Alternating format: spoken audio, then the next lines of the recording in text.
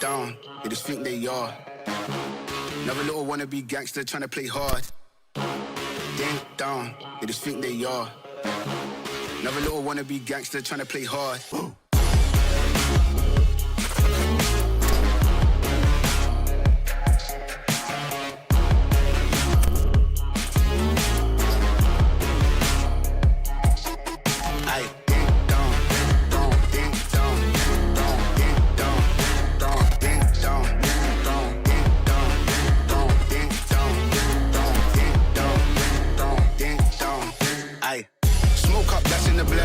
The guys then dip out the ends. Jump in the ride and burn out the rims. Don't stop, don't coach the boy that I'm in. Now he's on the block, hoodie up for events. Skin kept close, cause you putting on them with the tits on 10. Back in the back, that's on tap, all ready to go and jump in. Ding down, they just think they are. Another little wannabe gangster trying to play hard. Ding down, they just think they are. Another little wannabe gangster trying to play hard. Ding down, ding down, ding down, ding down, ding down, ding down, ding down, ding down, ding down, ding down, ding down, ding down, ding down, ding down, ding down, ding.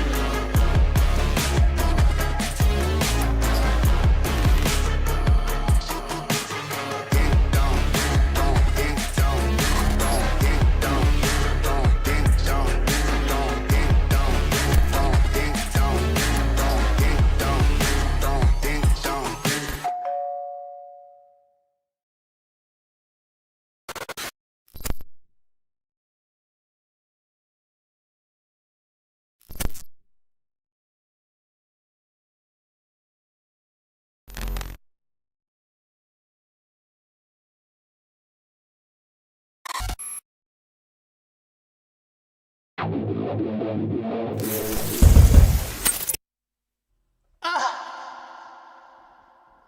gentlemen. Hello? Can you hear me? Can you hear me? What Is going on?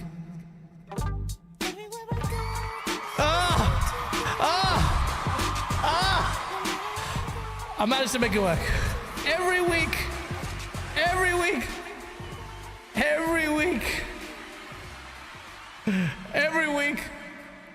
something happened to murk me. Every week, something out of nowhere. Bam! We're supposed to have a guest. His name is Fonz. He's agreed to the show to come on a few days ago, and reminded him today. And he said, yeah, let's go for it. And I don't know where he is. So I'm sure he's going to come. Pause. You saw the lighting out. It's a bit harsh on my face. But we will get into it. How are you guys doing? Welcome to the Saturday chat. I hope you've had a very good Christmas. Or you're blessed with many gifts. Many opportunities to make memes. And I hope you got everything you asked Santa for. What did you ask Santa for? Because I should know for a hell it wasn't a Xbox, that's for sure. Yeah. Well, let me give a shout out to everyone in here before we start the proceedings. And hopefully Fonzarelli, that piece of can sort his life out and join the memes. I've got it so I don't have to screen capture because I'm a genius. This is going to pause, isn't it? The screen. So this is direct feeding my camera. It's not screen capturing. It's going to be sick. Let me say a shout out to everyone. Thank you so much for joining. Ventilator. Yes, we can touch on that in a little bit. Multipondora. Look at the badge. Shame on everyone else. Look at him. Look at him. BT Maverick, good to see you. Serendipity, absolutely. Tickle Beans. Abdel, talk that shit. We got the game adaptation news work. Good to see you. I'm used to starting this at 2 p.m., but I'm in a different time zone. Okay. Which time zone is that? Zay Bashir, thank you so much. Replicant, Juicy Watermelon, and Jesse pays for rent, boys. What? What kind of... I'm not judging you, Jesse. I'm not judging you. Do what you need to do, Jesse. Do what you need to do. Sorry, I've got a bit of a cough. I will mute my mic so you'll occasionally see me go... and that just means that I'm dying on the inside. It's the seasonal weather, isn't it? It's the flu. I got this other virus that's gone around and everyone's getting it. I think around London, but maybe UK wide. COVID-3. We skipped COVID-2. How you guys doing? We got a lot to talk about. I'm hesitant to start this topic without Fonzarelli, but at the same time, it is 18 minutes past and it's not here. To clarify, you're Jesse Norris from Xbox Era. Wow. The slander is unwarranted. What the hell is wrong with you people? Yeah, well, I don't know where he is. I don't know what he's doing. Did I give him the right time? I said 9 p.m. GMT. Yeah. Is 2 p.m. 1 p.m. Pacific time?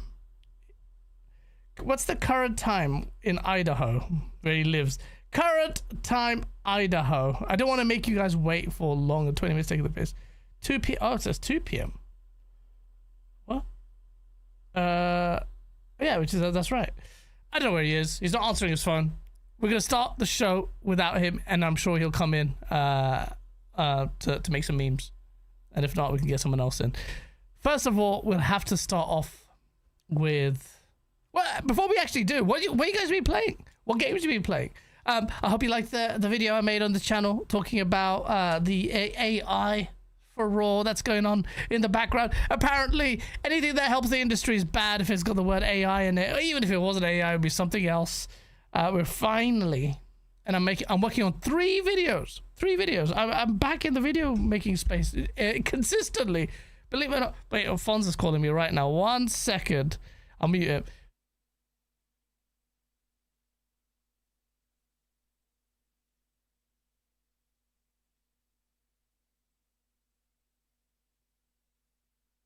I didn't realize what time it was, man.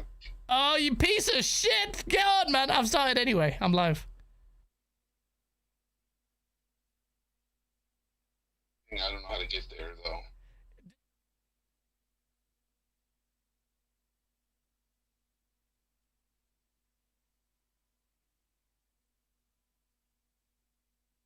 Kid, we're getting Fonz back. We're getting Fonz back. He spaced out on the time. He said, "Holy shit!"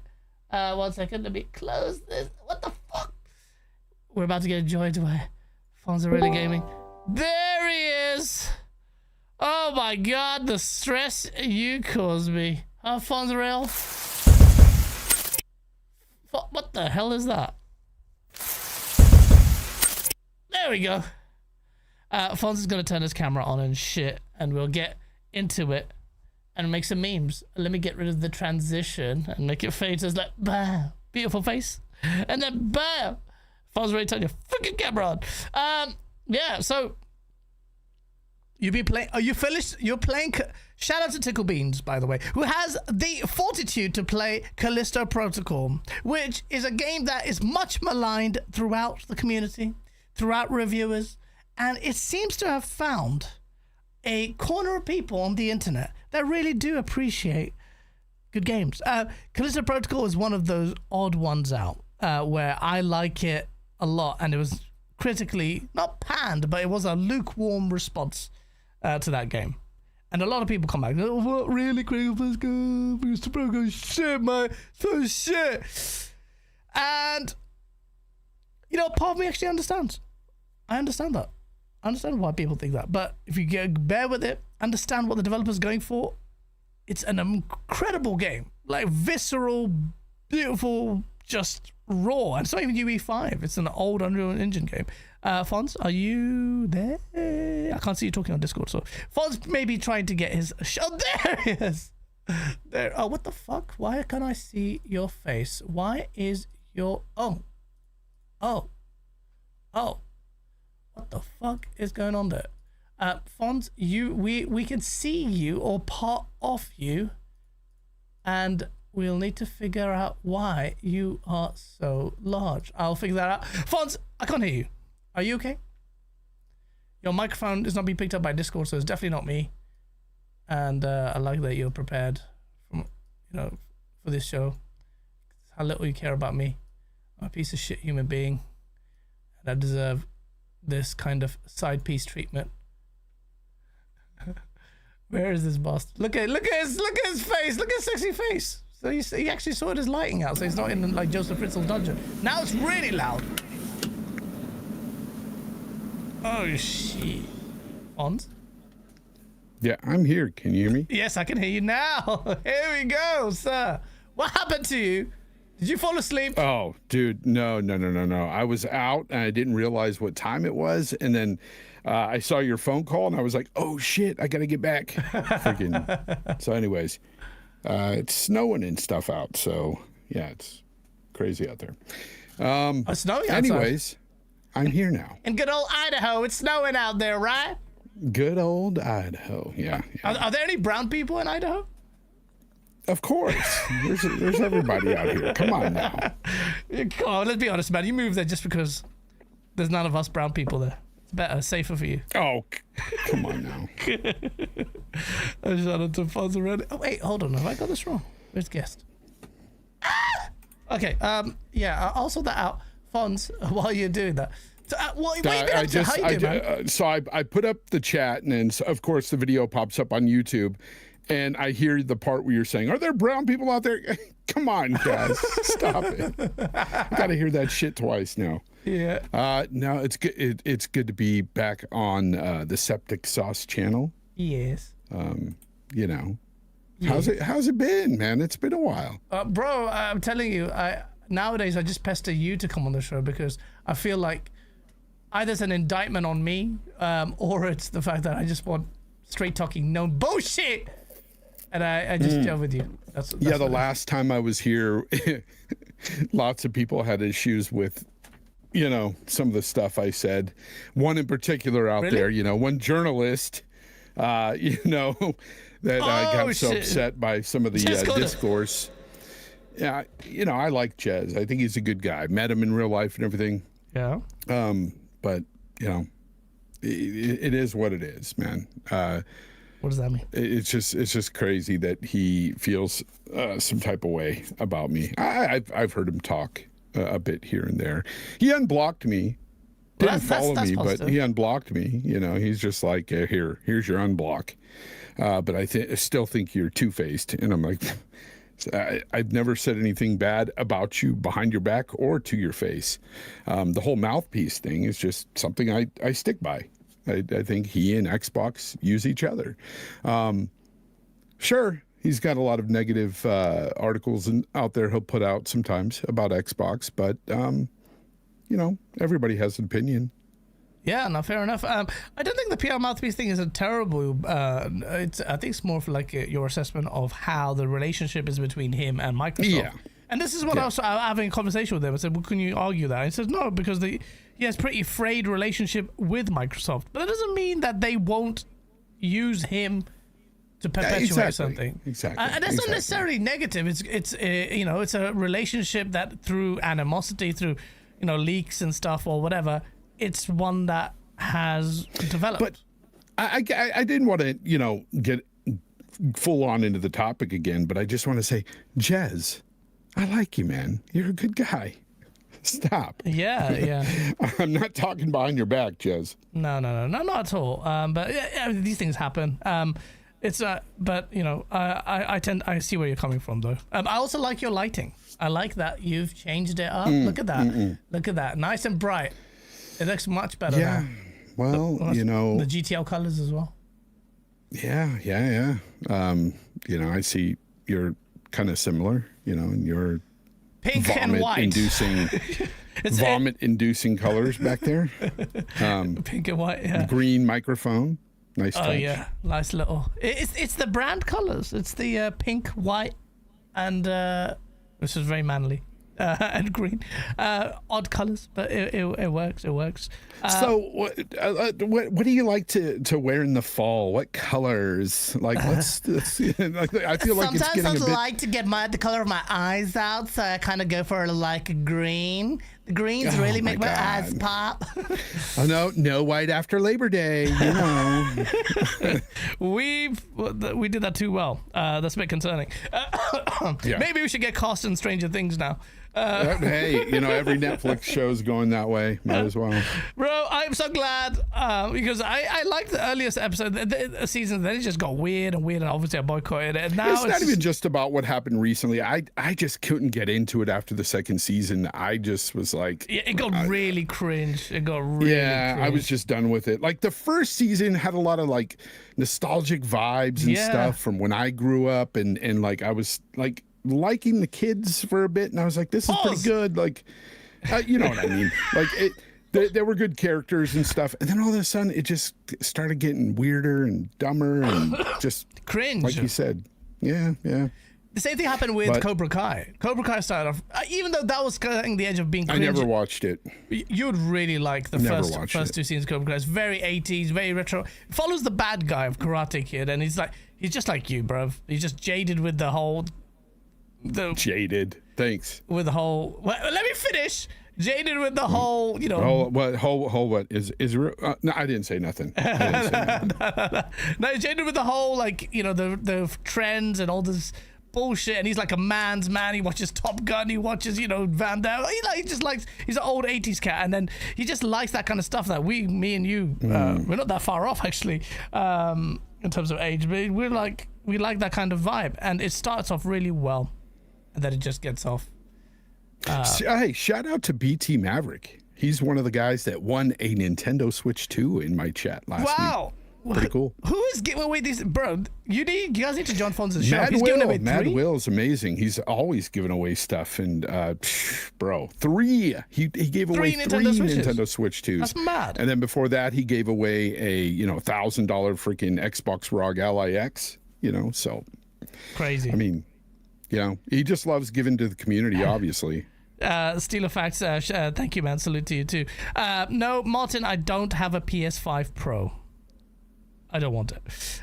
I do. It's collecting a lot of dust. Yeah, It's yeah. not been used. I swear, like, I traded it in during the time when they had that big deal going on. You trade in your PS5. I think I paid like $200 for the thing out the door. And I thought, oh man, I'm really going to use this. I booted up Rebirth, Final Fantasy Rebirth. And I was like, yeah, it looks a little better. And I was like, but I can't really get into the game. I don't know. For some reason, I can't get into Final Fantasy Rebirth. And I think part of the problem was Expedition 33 spoiled it for me, killed it for me. I think That's that a problem. Final Fantasy, it totally needs to go back to sort of a, more of a turn-based gameplay environment like it used to be. They need to get back to their JRPG roots, because I think the way it's gone with this just action element game, it's not as good. It's just not. Damn. A double A. I would call it an indie. Is it really indie? Pretty sure it's a double A studio. Double A studio. Yeah, it's double A, yeah. Yeah. It's not, I saw a lot of things on the indie. I know it got nominated for the indie award. I'm like, anyway, I'm not going to bog down on definitions I don't know at this point. But generally, it's a small team. They created it, and they sent Square Enix back to the drawing board. And they used AI. Oh shit! AI. What are we gonna do, Fonz? Should we cry about it? Cry about it No, online? it's here to Disqualify stay. it from our conversations? AI is here to stay in the gaming industry, and I'm all for it if it makes games come out earlier, quicker, much more efficient, and as long as they stay quality. Yeah, That's all I need. yeah. Honestly, like so while you're here, I just kind of like to touch on that AI thing. It's been a lot of bollocks. I made a video on it, and I just thought it's just so over the top. It's such nonsense, and I'm working on 3 videos, funnily enough, actually. And there's a positive turn in the gaming space at the moment. 2025 for me was incredible, and 2026 is going to be really good. But I think the incredible turning point is the fact that these tools are available, and the AA's are now the new AAA's, and that's where the magic lies. Like, it's where we're starting to see. I've got I can't wait to play. So I've been playing Arc Raiders. That's a AA studio. That's amazing. I've got Chronos I bought, which I can't wait to play. Hades 2 is amazing. That's indie. That's incredible. I bought Dispatch. That looks so completely different. AA. It's like we're back to the 360 vibes again. I almost feel like survival horror game. Then I've got this like Telltale Games story thing. It's not for everyone, but sure enough. Bro, it's because the AA space is where, and the indie space is where all the magic is happening. Yep. This is where all the creatives are at right now. Everybody, not everybody, but most of the AAA industry right now are creatively bankrupt. They just don't have it. And a lot of it is because they're listening to their corporate masters or their investors. Yeah. And honestly, a lot of them can't build what they want to build.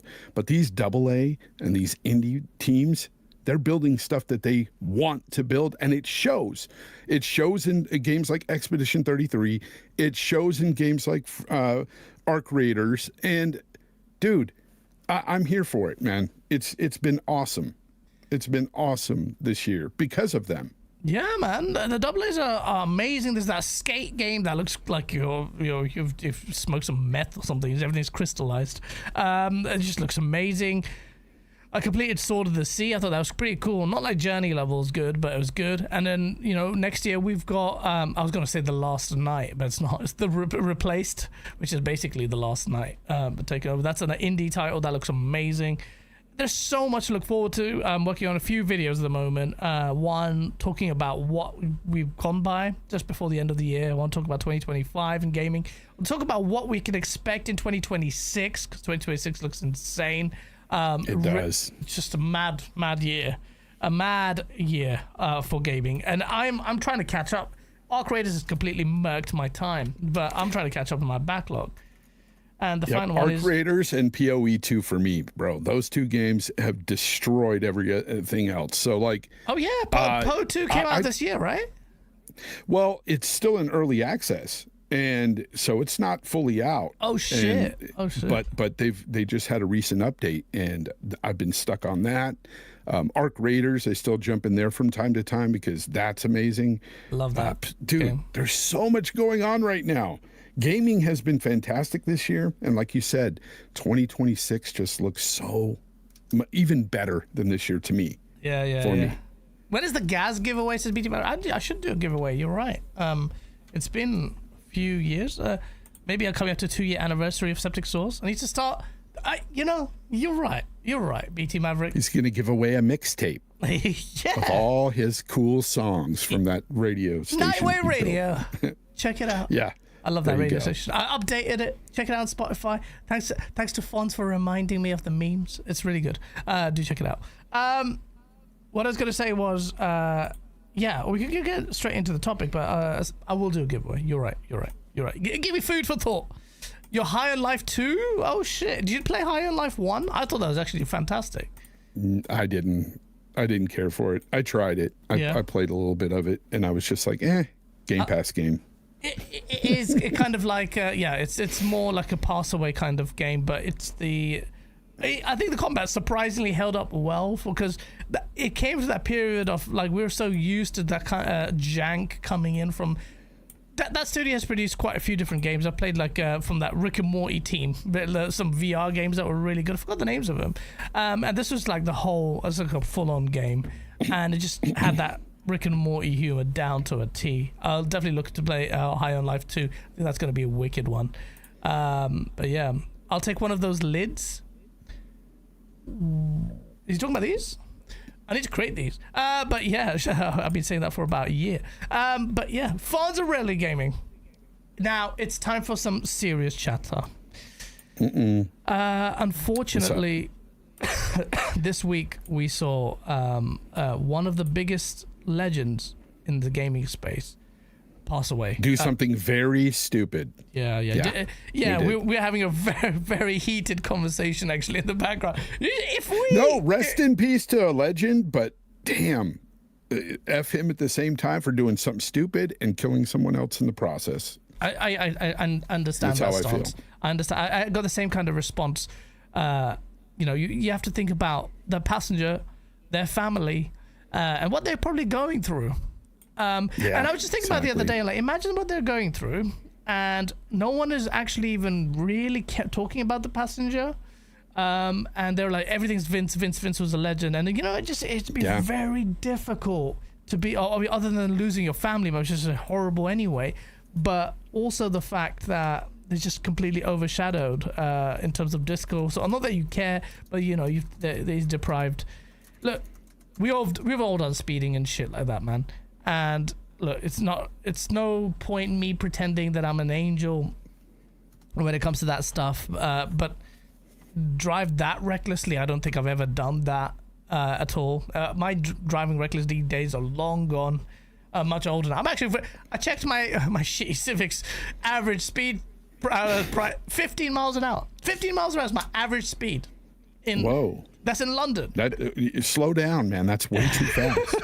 Because there's nowhere to freaking go. It's so much traffic in London, bruv. It is disgusting. All the time. So it's just like, at this point, I want those Minority Report cars where, you just sit in a pod and just take you to your destination. Now, you've taken the spirit of driving away in London. You got road tax, you get fined. I get so many fines all the time for shit that's not even my fault. Like hatch lines, they've turned it into a business. I checked, like, one council made $500,000 in a year just on enforcing these fines. It's like, safe. So yeah, sorry. Dude, and to shout out to Fuzzy Tomato, no, they did not ever disclose who was the passenger in Vince's car. We still don't know. Yeah. And maybe they're going to keep it private. Who knows? Maybe it's a family, or just a close friend that the family just doesn't want it out. I don't know. But at the end of the day, it sucks. Rest in peace to that guy. Yeah. Rest in peace to that guy. But Vince did something silly. It caused to obviously lose his life. It was also a passenger. But at the end of the day, despite that, we're not here to. It's not court. We're not here to. No, judge we're not him. here to freaking.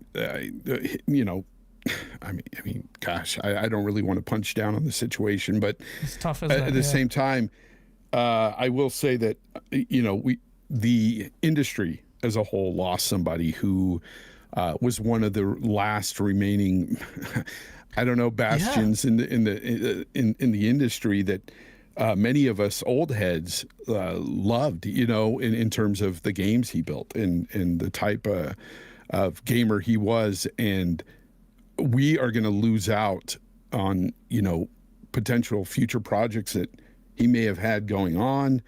Maybe he had an idea in mind for a future game, and it's like, man, it's an incredible loss. It really is.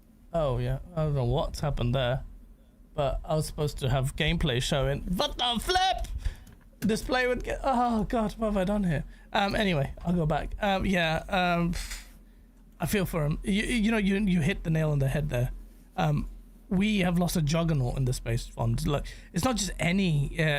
Look, the only time in the AAA space you can name on my one hand. I don't even need all the fingers on my hand to name people in the AAA space that I could vouch for that would do this justice. Vince Zampella is so good. It's so good that when he took over Battlefield that had the most disastrous 2042 launch that everyone thought it was a fail, the biggest fail ever, and the fact that he's working for EA.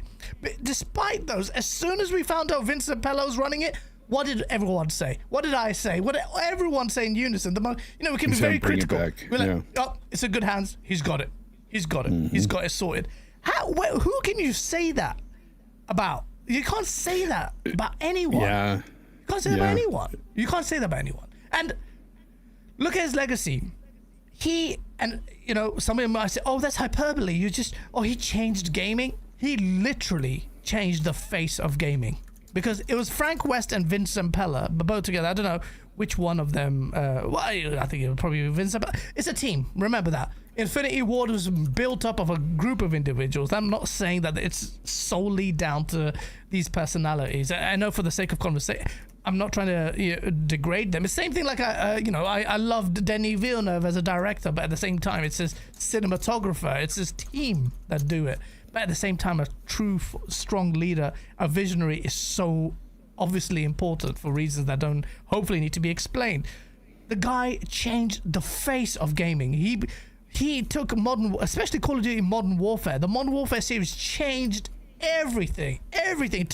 People don't realize it just brought gaming, bam, mainstream. Like, it was Halo and Modern Warfare 1, Modern Warfare 2. These games were insane and turned it into activated into $1 billion industry that Microsoft then spent $70 billion to completely squander everything. But he built it, amazing. Then he started his own team because he was sick of the bullshit.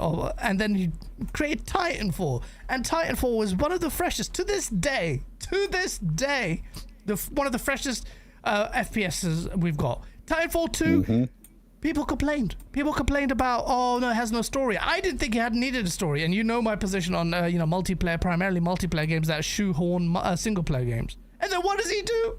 He delivers one of the best single-player freaking FPS stories in a shooter like Titanfall. I'm like, what? He did that so well. He made it so effortless. That Titanfall 2 campaign. Titanfall 2 was incredible. And I remember playing through that thing, and I think I beat it in one sitting because it was so good. Like, I just played hours straight just to beat that campaign because it was just that compelling. Sadly, we won't get another, And, not in the same vein anyway. Bro, that's the thing. That's the thing people need to realize, that with Vince Zampella gone, and he's such a fundamentally important character, and he was so talented, and he was so instrumental in the come up of Battlefield, that without him, Battlefield is trouble. And without him, think about this. Like, you could say, somebody else can take up the helm and try to bring back Titanfall. I don't think EA would do it without Vince. I think Vince was that one person that could convince them to, hey, we should bring this back, or we should do this, or we should do that. Without him, I don't think you have that. You don't get those games again. You don't. They're gone. You don't. And that's the thing. Titanfall 3 is dead.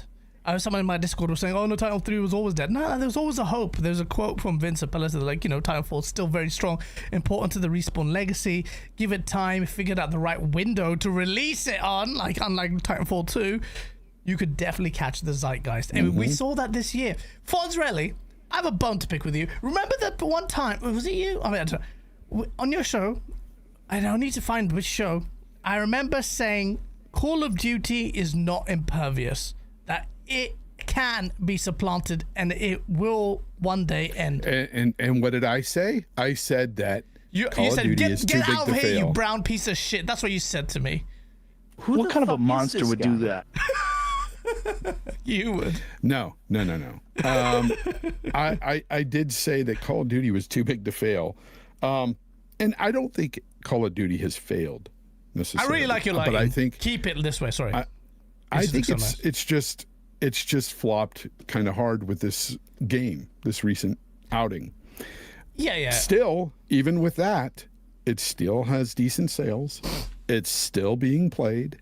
I think my real thoughts on the situation is I think sales are being more affected by Game Pass than they're being affected by the game itself. That's what I feel. I don't think so. I think Game Pass has more of an impact on game sales than they've ever let on at Xbox, and that many people will try to convince you. Fanboys will try to convince you that it doesn't cannibalize sales. It does. Even Microsoft themselves have admitted that it does to a certain extent. But Xbox is just a tiny piece of the pie in terms of. Well, no. But you still have Game Pass on PC as well. You still have Game Pass on PC. Yeah, but how many things they never disclose these numbers? So maybe you're right. There's a lot of it's guesswork. But how many people are playing Call of Duty on Game Pass? I don't know. On PC. PC. It is a good question. I would like to know that. I don't think a lot are playing Game Pass on PC, Call of Duty on Game Pass on PC, because I don't think a lot of PC gamers like to play on Xbox's ecosystem on PC at all. But then why? Then how can it have an impact on sales then? Or BattleNet? But then how can it have an impact on sales? If you're saying if it's no, I still think it does, especially in the console space. I think it does hurt it quite a bit. And I will go out on a limb and say I don't think, and this is just me spewing this to you guys. You take it for what it is. This is just my opinion. But I think the next Call of Duty won't be in Game Pass. Next year. It wouldn't even surprise me at this point, I'll be honest with you. But that's quite a bold prediction. But at the same time, they changed the tiers so that in order to play COD, you have to have this the extra tier, which is just like. Oh, I know, bollocks. And a lot of people have bounced out of that tier. Yeah, same. They don't want to spend $30. Yeah. So it's either one of two things. They're going to take it out of Game Pass, or they're going to up that price in that tier, another $5 to $10 a month. At this point, Game Pass, I don't know what it's doing. I don't know what the numbers are. Well, actually, we'll talk about that in a bit, about what I'm hearing about in the background of the state of Xbox. Actually, it's quite interesting to hear from some of the developers. It's Microsoft gaming now. It's not Xbox. I pray for the day some Saudi or someone just steps in and goes, "Look, we'll buy Xbox off you, make it independent." That would be the day. You guys are like, what would make you hyped about Xbox again? It was like if it gets sold off independently. If they were sold off independent, then I would be like, yeah, because it's a big problem with Microsoft. We'll talk about that in a bit, though. We were talking about Call of Duty. Call of Duty, I think, suffers from, this is cycle. It's the Call of Duty cycle, bro. I've seen this happen so much. Like Vanguard, then there was Ghosts, then there was also, it's just a cycle of shit. They always go through the cycle of shit. And one of the things I wanted so badly was that they stopped this bullshit annualized affair of Call of Duty. And then, I don't know, that will never happen, but they've already sat down and said, look, we've looked back, and we're going to make sure we're going to go back to the spirit of COD, and then they'll do the same thing again, and before you know, you'll have space lasers and LSD mushroom giant dreams again. It's the same shit. They're running out of ideas. But this is why I was so happy with Vince Zampella coming in and fixing Battlefield. Of all games, he But fixed what did he Battlefield. really do? What did Vince really do, right? What I did he mean, do? if you look at the simple genius of it all, is he Yeah. took it back to basics. Exactly. He got rid of a lot of the bullshit that people have been complaining about for years. Call of Duty just kind of doubled down on that BS with this latest outing. That's what they need to do. That's They all will. Call of Duty really needs to do is go back to basics. You don't need to do this stuff. You don't need to have all these freaking skins. You don't need all that stuff. You know, the funny part It's just is weird. Yeah, and you know the funny part is, well, it's not funny part. It's the sad part is this. Vince Zampella recognized that. He stripped away the 128 players per thingy down to 64. Made it tight. The game has so much action like it's never had before. Battlefield always had these really quiet, tepid moments where you'd run for ages and then get murked or sniped. I know. I remember those. Running across the battlefield felt like 20 minutes. Yeah. And then as soon as you get there, crouch, boom, sniped from 300 yards. And you're like, Jesus, got to do it again. Yeah. I remember, Yeah, but I people don't remember realize, well, Battlefield 6 changed that. It was like that 36 seconds of action loop, and it was amazing. And Vince Zampella recognized the quality of a title that he has never worked on. This is DICE's baby. They worked on it for ages. Came back and says, you know what, guys? This is what you guys actually need to do.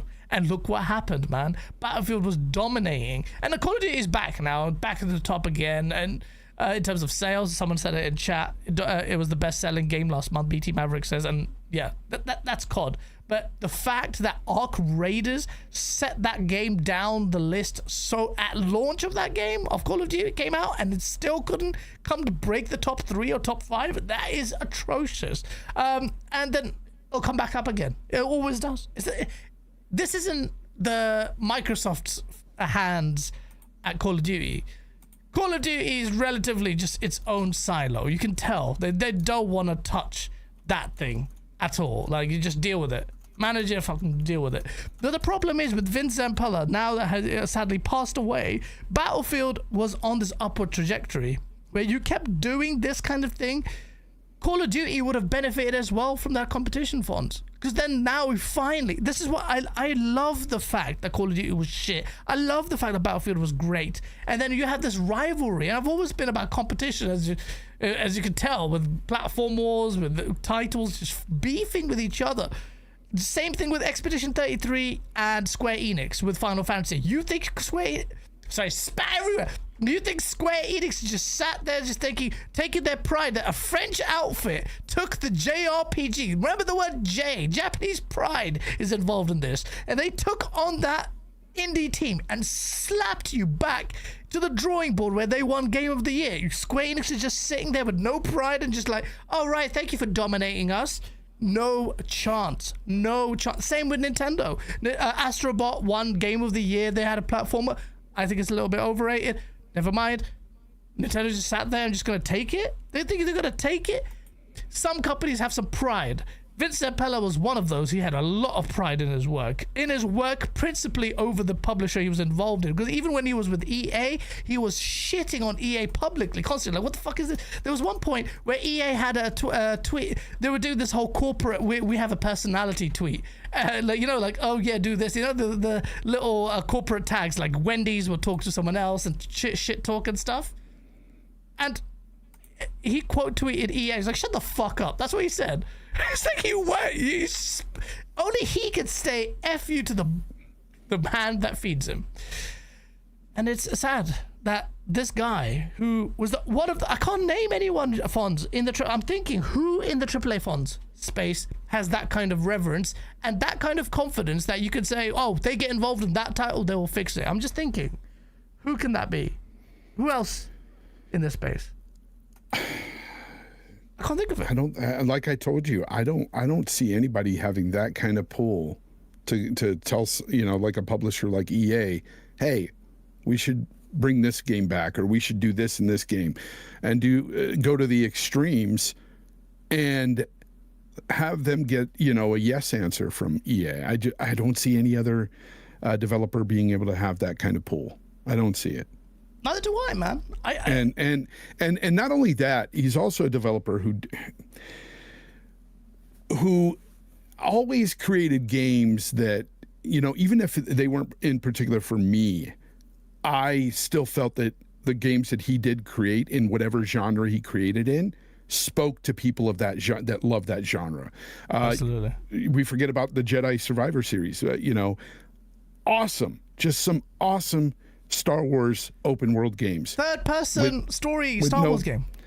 With Crazy. no bullshit added. It just some good storylines, some good freaking gameplay mechanics. It was great games. Absolutely, And man. it sucks. It sucks. To give people an idea, not that you guys need it, but how wide-ranging.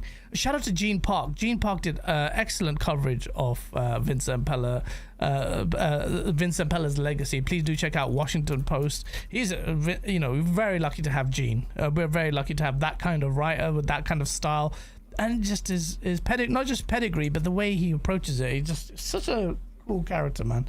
But he did a really good coverage. Of Vince I could see possibly like.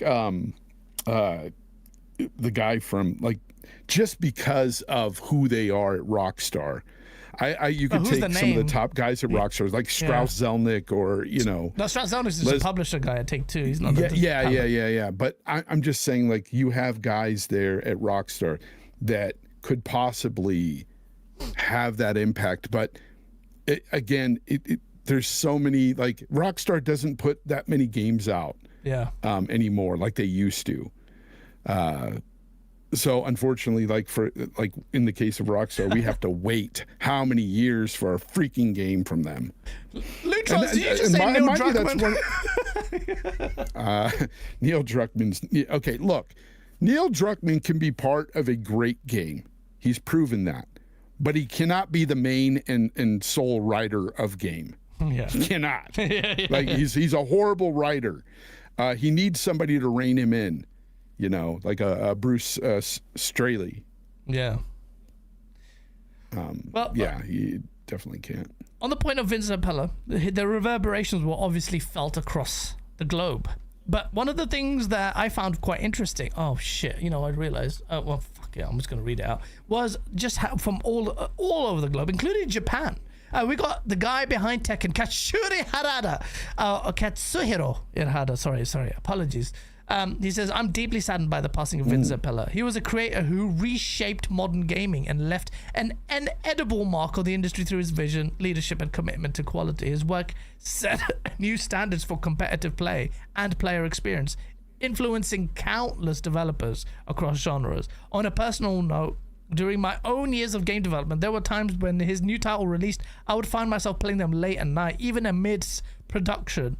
Those moments have become some of my quiet memories from development, proof of how compelling and inspiring his work truly was.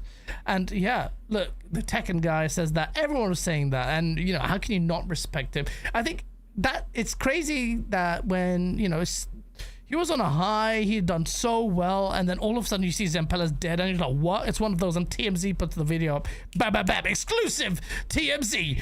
We got death to monetize. They almost were as fast as Dreamcast guy, because Dreamcast guy also straight away, he dead. And then, he's like, just like Xbox. I'm surprised he didn't have that headline, just like Xbox with his face there on the thumbnail. It would past Dreamcast guy to do that, bro. I'm actually kind of surprised he didn't do that. Yeah, I mean, missed opportunity, Dreamcast guy. Missed opportunity. Oh, man, you're killing me. Fonz. That's bad. Dark humor, man. Gotta love it. Shit. I should love. But the thing is, look, humor is one of the ways where we deal with sadness and loss. If I ever do pass away, we all pass away. But when I do, I want you to remember me for the spirit of who I am, and just make some memes. Not stupid memes. But David Jaffe will do it anyway. He'll just post my picture up and go, "This is an Xbox," like he did with that random dead guy. Gosh. He put up. Oh man, poor guy was grieving the loss of his father and putting a controller on the gravestone. Here comes Jaffe with the darkest joke ever. This is an Xbox.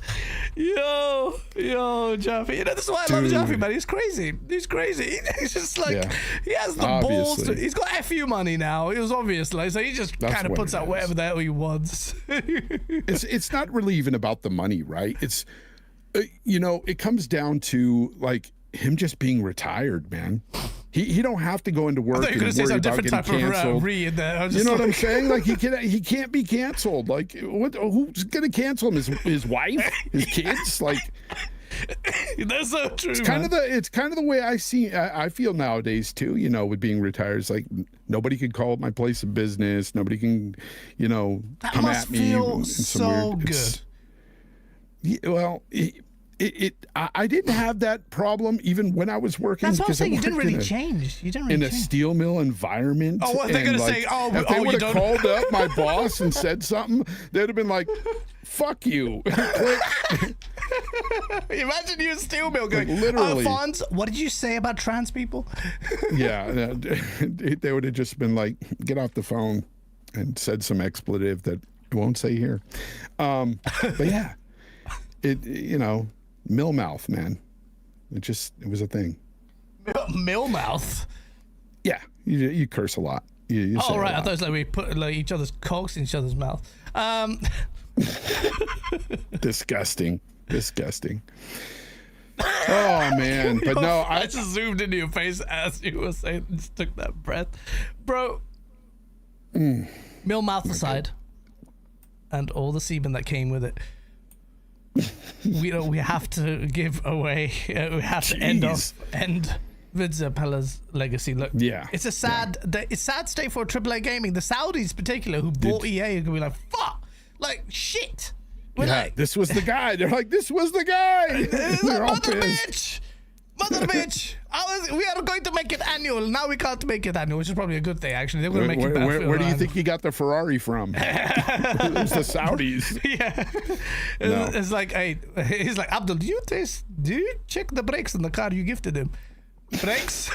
What brakes? What brakes? Fuck brakes. You don't need brake. And no. That's not what happened. Aaron said he would snitch on Fonz quick, not gonna lie. Yeah, I bet you would, you little bitch. Too bad you can't. Oh, but the mill mouth, they don't give a shit. They're like, really, people think this stuff? No, they don't really. Nah, they won't care. They won't care. They don't care. Now, if you work for a corporate company, big company like Walmart or something, yeah, they do. Yeah. I had a friend that actually got booted off of YouTube because somebody, a troll, got like he did some disgusting stuff, made all kinds of stuff up about him, and then like sent it to his job at Walmart, and he was fired for 6 months. Damn. They brought him back after 6 months, but he was gone without a job, without pay for 6 months. Terrible. He had to sell all kinds of stuff in his home and everything just to stay afloat. Then when he went back, he got all that money back. So he got a big lump sum of money from Walmart. But regardless, at the end of the day, yeah, people can fucking ruin your life. If he lawyered up, he could get a lot more. I feel like he didn't. Because the guy who did that was in another country, and he No, not lawyer up against that guy. You can actually, if you know your shit, you can get people to get murked internationally. But people don't know their shit. But it's more the employment rules around the company that dismissed him, Walmart. Yeah. If you were, again, at that point, affordability, if you're working at retail, how much money do you have to spend on lawyers, man? Lawyers are not cheap, man. Even if you're lawyering up anywhere, like even if I had to lawyer up, it's not cheap. Well, luckily, I didn't have to worry about that. But it's a thing. So it's just sad, but people can get murked for that. But it's a shame that happened, and that's why you own your own company, so you don't have to deal with that bollocks. Wait, hold up. I just thought of something too, Aaron. He said I'd snitch on Fonz quick, not gonna lie. For what? Saying fuck Xbox? I don't know did I hurt your feelings by saying I hate Xbox or I hate PlayStation or which one was it? Like Nintendo? because this is some weird shit in the gaming community. How people get so offended by opinions on these boxes, man. Well, Fuzzy Tomato brings up an interesting point, though. He says you were all for getting people fired for Charlie Kirk jokes, though. Were you? You weren't. No, were you? I wasn't. No, not at all. Not for jokes. No. I told some Charlie Kirk jokes with Gaz. No, not at all. Wasn't that Obsidian stuff? But I feel like no, that stuff, when you are freaking like talking, in like wanting people to die and stuff, that's different. Like a joke is a different thing than like, good, I'm glad that guy's dead and blah, blah, blah, and even at that point, I'm not like, oh, you should be fired. But if you're out representing a company and you're saying some things that are pretty bad, that's, I think the distinction is wanting them to die, celebrating the death. Yeah, it's different. The celebration. Yeah, fair enough. Yeah, that's a different thing.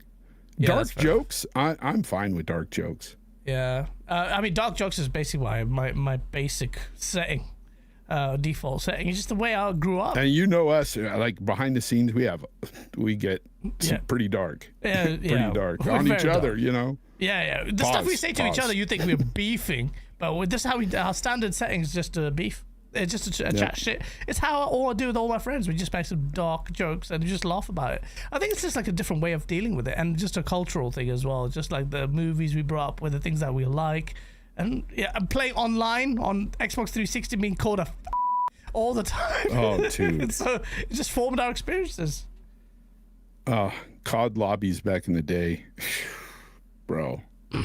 They were different. They were beautiful. I loved it. I loved all the slurs I was called. Who takes it seriously? It was so much fun, and that's why I love Arc Raiders, because the slurs have come back. I think I posted some videos on it, like Dirty Sand Boy and all that. I was like, I'm just like, just like sitting there going, call me more stuff. Yes, I need this. I did that today, actually, when someone was beating the shit out of me. I'm like, insult me, please, more. I need it. And he's like, and he just stops. He goes, what the fuck is wrong with you? Stop. That's pretty good. I have so many clips to make a video of Arc Raiders. There's just something special about that game, and I don't know what exactly it is. I mean, it's a culmination of a lot of stuff. You've got the proximity chat, you've got just good gameplay mechanics, and there's nothing too over the top. I think that's what really does it for me.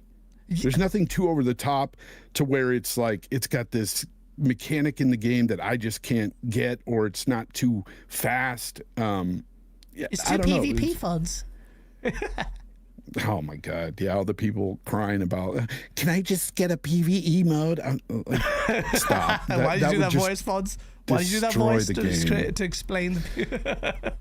Oh, dude, because that's the way they sound to me. When that's the way it looks when I'm reading it. Are you trying to say that they sound gay? Like gay people that can play on PvE?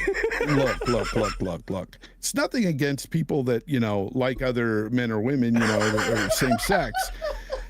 It's totally different. Like if you grew up in the 80s, like in 90s, like I did, that word doesn't mean like you're coming down on somebody that's actually gay. They're just gay, or this is gay, or that's gay.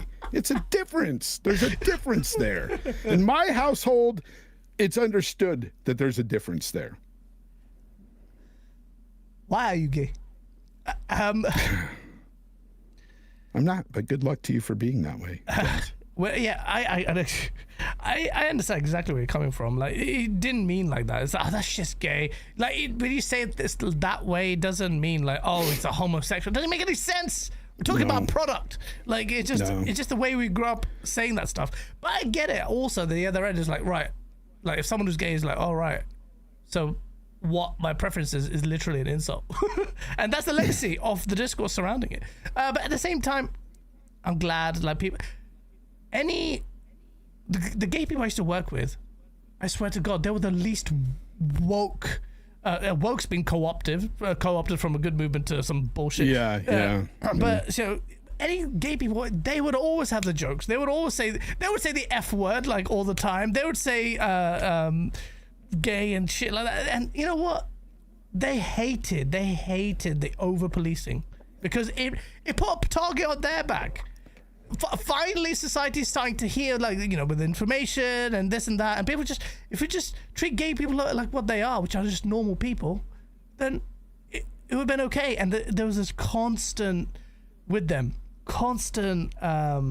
more than us, more than, you'd say like Muslim boy here and there, you know, we're so intolerant, this, that, despite our views, we'd talk it out, we'd speak it out all the time. But more than us, they hated that woke stuff. They really did damage to social cohesion, actual assimilation of normal people. And the trans debate overtook everything, even though there's such a tiny number of percentage of people in the world.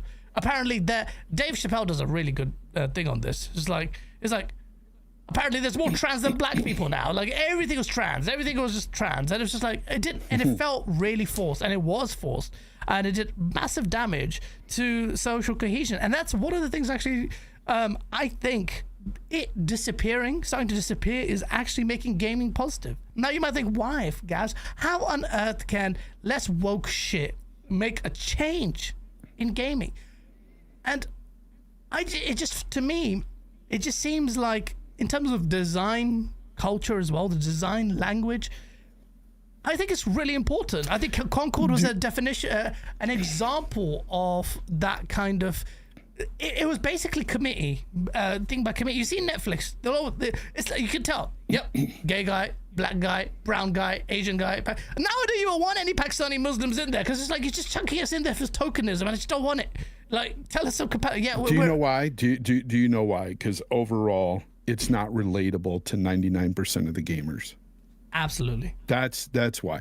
And one thing I've always said is, if they're going to add anything like that into a game, and I've said this for years, I don't shy away from this topic, make it make sense. That's all. Like, most of the time you see this stuff forced into games, it's literally forced into games. Yeah, massively. And it's so shoehorned into the game that it doesn't make sense. It's like, all out of the blue, just like, oh, okay, this person's that. Oh my God, she doesn't like to wear dresses, or, you know, it just, things come out of the blue where you're like, what does this have to do with the overall story? What does this have to do with the game? Yeah, so Spider-Man 2 shit. It's just like deaf girl doing spray painting, the flags everywhere, and I'm like, and the dialogue I would see, I'm just like, it's not even realistic. Yeah. It's just gay for the sake of it, and just over the top gay. And it's like, that's not what normal gay people like. And there's nothing wrong for putting some of that stuff within the games and stuff. It's just how make it make sense. It's how you implement it, and, you know, most just know your audience. That's the number one thing. That's true. And I think that's the thing that's happening now. Is like, they've seen what's happened with certain games out there. I mean, you know, you had Veilguard that failed. People call it Failguard because of the stuff that they put in there, and it didn't sell well for them. They've come out and admitted, hey, you know, it didn't meet expectation. Well, no shit. You threw a bunch of stuff in there that didn't resonate with your audience. Yeah. Know your audience. Absolutely. And that's what you're seeing now. It's like a lot of companies are starting to look at that and go, well, this isn't working. Maybe it's the publisher. I don't know if it's the developer, but they're saying, hey, it's not working. Could be the investors, you know, pushing the publisher to doing this. But we're looking at games, it seems like anyway, that are coming out that are doing less of that forceful crap, you know. And I think that has changed things a lot. We had some really strong signals of that kind of shit where games just ended up failing. I'm not suggesting that's the reason they did fail. Things like Suicide Squad was doing that stuff, and Mrs. Freeze and all that bollocks. You had Saints Row. Well, that game was just bad in general. Same with Saints Row Remake. Concord. Saints Row Remake was the most egregious one though, bro. That is a shining example of the divide between the old and the new, like the forced new. It was all, they really, really went hard. Like, that was about gangsters, this and that, and gangster culture, and now they just made this, everything was androgynous, everything was gay, everything was just, it was just like all this color pastel. And you talk about gangsters who kill, and then and it was just everything that came along with it. Not just the shitty designs, not just the shitty dialogue, but the shitty premise, everything, the tone, it just didn't fit. It's that checklist was just smashed. And that, and ultimately, what's funny is all that's collapsing. Why? principally because it hurts the bottom dollar of the corporations that were pushing it in the first place. I think they've got to stop doing the whole body type 1, body type 2 thing too. Yeah, I think we just need to get back to freaking reality. Controversial. No, I mean, you could say what you will and believe what you want, but at the end of the day, like, just put male, female body type in there. Like, the body type 1, type 2 makes us, I mean, it makes me feel like they're looking at me a certain way, like I'm stupid or something. Like, I don't get, like, the situation. I totally get what they're doing, and it's not one of those things that I think that should be shoved into a game, especially, again, when you know your audience isn't body type 1 and body type 2.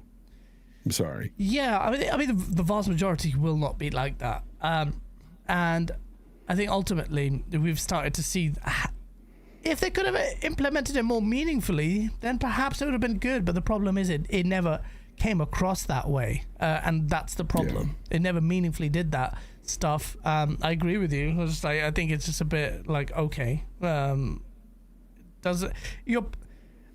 inclusivity is good, going out of your way. The idea that, well, what harm can it do to cater for certain minorities here and there, and that's fine on paper, but in practice that didn't pan out for reasons that are obvious, because it started impacting the art, it started impacting the premise of games as well. It just, and you know, those examples are great. If you're making a game just to cater to that certain percentage of people out there, fine, create Absolutely. What you want. And even now, like, sure, create what you want. But again, I got to reiterate, know your audience, because either it can fail really miserably or it can do really well, depending on who you're catering to and how you implement these things.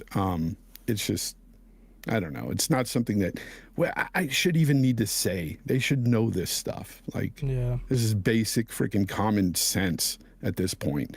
And that's something I think we've lost a bit of in the world in general, is common sense. Yeah. A lot of people are just lost on that subject.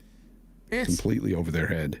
I feel like that kind of stuff is, well, a positive view that it's changing. It's not just the woke stuff, it's everything else around it, by the way. We're not just talking about, our ideas. No, dude, it's politics, it's everything. It's how people treat each other in general is one of the things that I freaking just, it's sad. It's a different time. And internet kind of geared us up a certain social way. Media social media people's heads up big time. It really did. It created all these real extremes started to get, because they barked louder, the extremes started to dominate a lot. The same thing happens, like we talk about woke stuff and then you get fucking grums there, and you get freaking all these other see and now that and that's the thing, like, we talk about this stuff and I talk about my displeasure with some of this stuff being in gaming or the media in general. But I'm not like Grums. I am not like, some of these other people that demonize these certain people, right? Yeah. And want to freaking just hold up, like, put up my whole channel about, hey, we need to get rid of this. Just total grift, man. Like, that's the problem, though. Everyone, when we have this conversation, like, you're either that or you're this. That. Like, it's one or the other. Yeah, but they're fucking mental on that side. Like, both sides. On the one hand, you've got your JT, you've got that Andy Pants, whatever his name is. You've got Grums. You've got all these. And then you've got people like Anna Sarkeesian on the other side, and Stella from IGN last week. She's so dumb. She goes, Tomb Raider. Oh, they made her look so pretty, like all the Chat GPT models. Why? Oh, look at her eyelashes. They're too big because this is what you want to show off. I'm like, bruv. Do you know what's funny about that, Gaz? Yeah. That was like the one game I kept hearing gamers constantly come up in that show saying, I can't wait for the next Tomb Raiders. It's like, why do you think that? If they would have had her flat-assed with no chest and freaking, chiseled jaw, you wouldn't hear gamers talk about that game like that. They'd be like, what the fuck's going on? Absolutely. And I'm just being real. Like, I know some of you out there may not like to hear some of this stuff, but this is reality. I mean, It's our take on reality. Let's be honest. Like they might. Some people have different views on things. And let's just say, look, these are and our then some opinion. people have, conditions that need help, not coddling. That's true. That's also true. Absolutely. And well, I mean, look, we have to tread carefully there because people will take cast aspersions based on very simple comments. There's a deep conversation there. I mean, like you say, very. Like, it's like very you could say nuanced, seek help. but- A lot of people would say, "Oh, what the fuck you mean? Like, do you think I need help because I'm trans?" And this, certain people do need to, get help for sure. yeah. I've had to get help before, and I've done it. Oh, you mean generally? Okay, yeah. There's nothing wrong with sorry. it. Generally. Oh, yeah. right. Sorry, I misread that. I was like, oh yeah, the gays, they need mandatory chest therapy. No. We're not focusing on one group bro, or I was whatever. just like, yo, No, been dude, fucking. dude. It's way more nuanced than that. That's why I was like, That's what I was no, trying to guys. say. I was like, The oh whole shit. conversation, And like Nick you're right. Fuentes. When you get into dude. Oh my God, Nick Fuentes. That guy. That guy. Yeah. It's just crazy. It's crazy. What, are you having an orgasm or I don't know what you're doing there? No, dude. I've got neck issues. Oh, sorry. I'm just sitting there making fun of you, going and I'm just like, No. No, well, look, Tomb Raider, she has breasts. I toned it down quite a bit. I think in the spirit, she's getting older as well. It's just, I don't know, but thematically. But remember, Angelina Jolie played freaking Tomb Raider, and that's a real life example.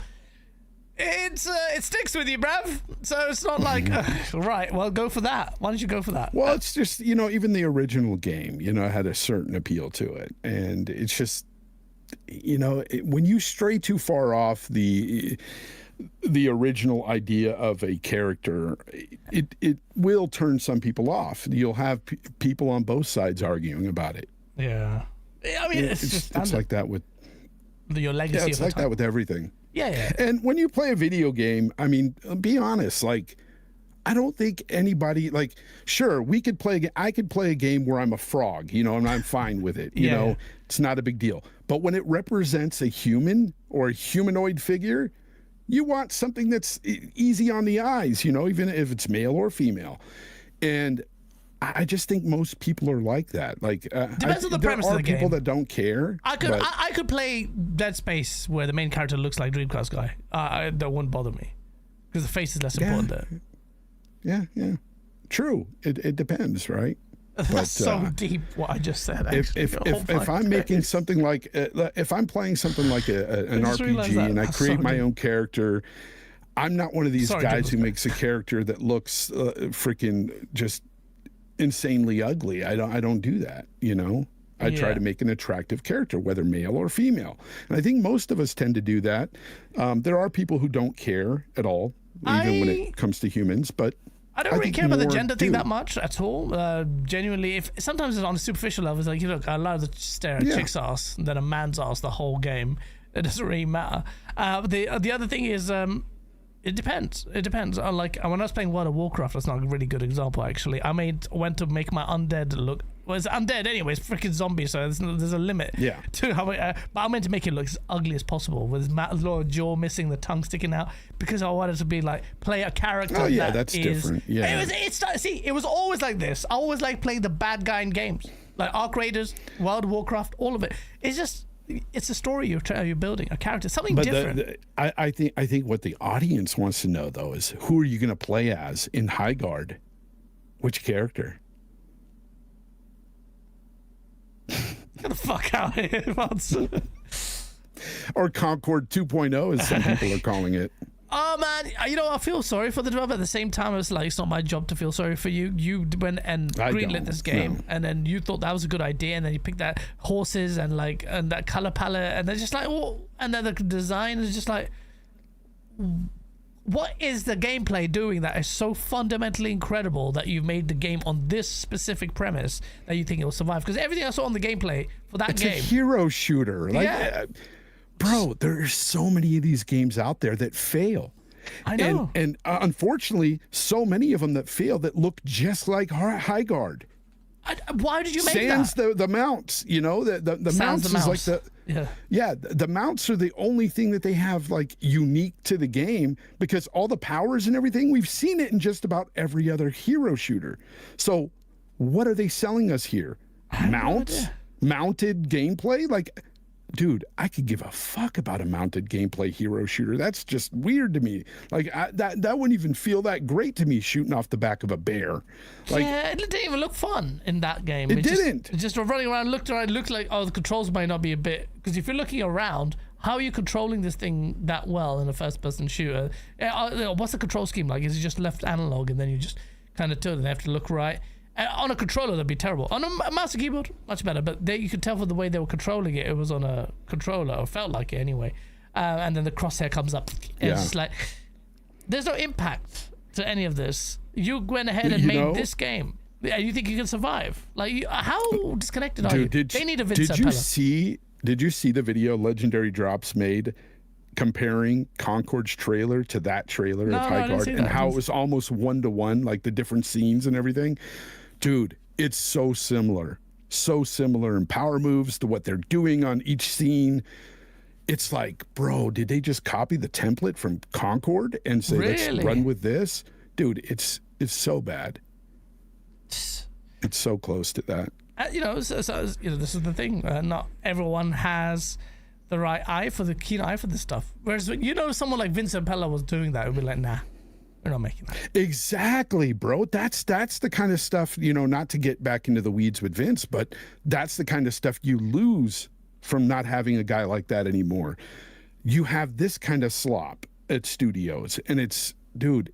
Yeah. Yeah. He elevated the AAA space, and now there's a danger within at least EA, it seems, that they won't have that quality filter. They won't have that kind of design idea as well. He had a really keen eye for detail. Making Titanfall after Call of Duty is interesting, man. Because he knew his audience. Yeah, he did. Exactly. That's what it is. And he took Woodpit, you're right. He said that game looked like it had too many cooks in the kitchen.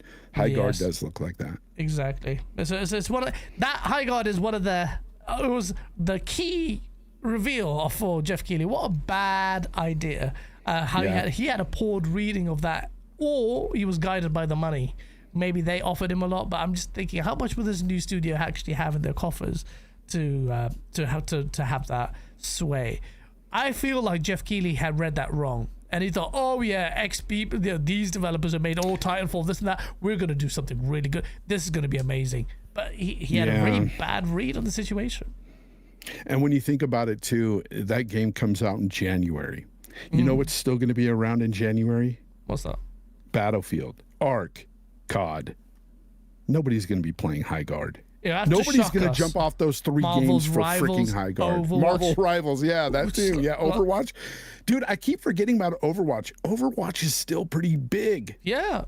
It still has a good community. Yeah, it does. Let me see the Steam DB charts. I'm actually quite intrigued to see where they're at. Yeah. Yeah, because that's a good point. Because I know Arc Raiders has about 100 and almost 200,000 concurrent players daily. That's like amazing. 180,000. It's got 34,000 players on Steam alone at the moment. That's not bad. I could probably see maybe those numbers being hit by Highguard the first day. People just trying it and then being like, fuck this. 35,000. That's a good point, actually. If it hits that, I don't know. It sucks because you don't want to see something fail, but when you see something that looks like it should, you've got that little. I do anyway. I have this little voice in me that's like, "F that game," Yeah. No. Honestly, 34,000 isn't actually that good for Overwatch. It's fallen off quite a bit. There was a point where it was constantly number 1 or 2. Yeah.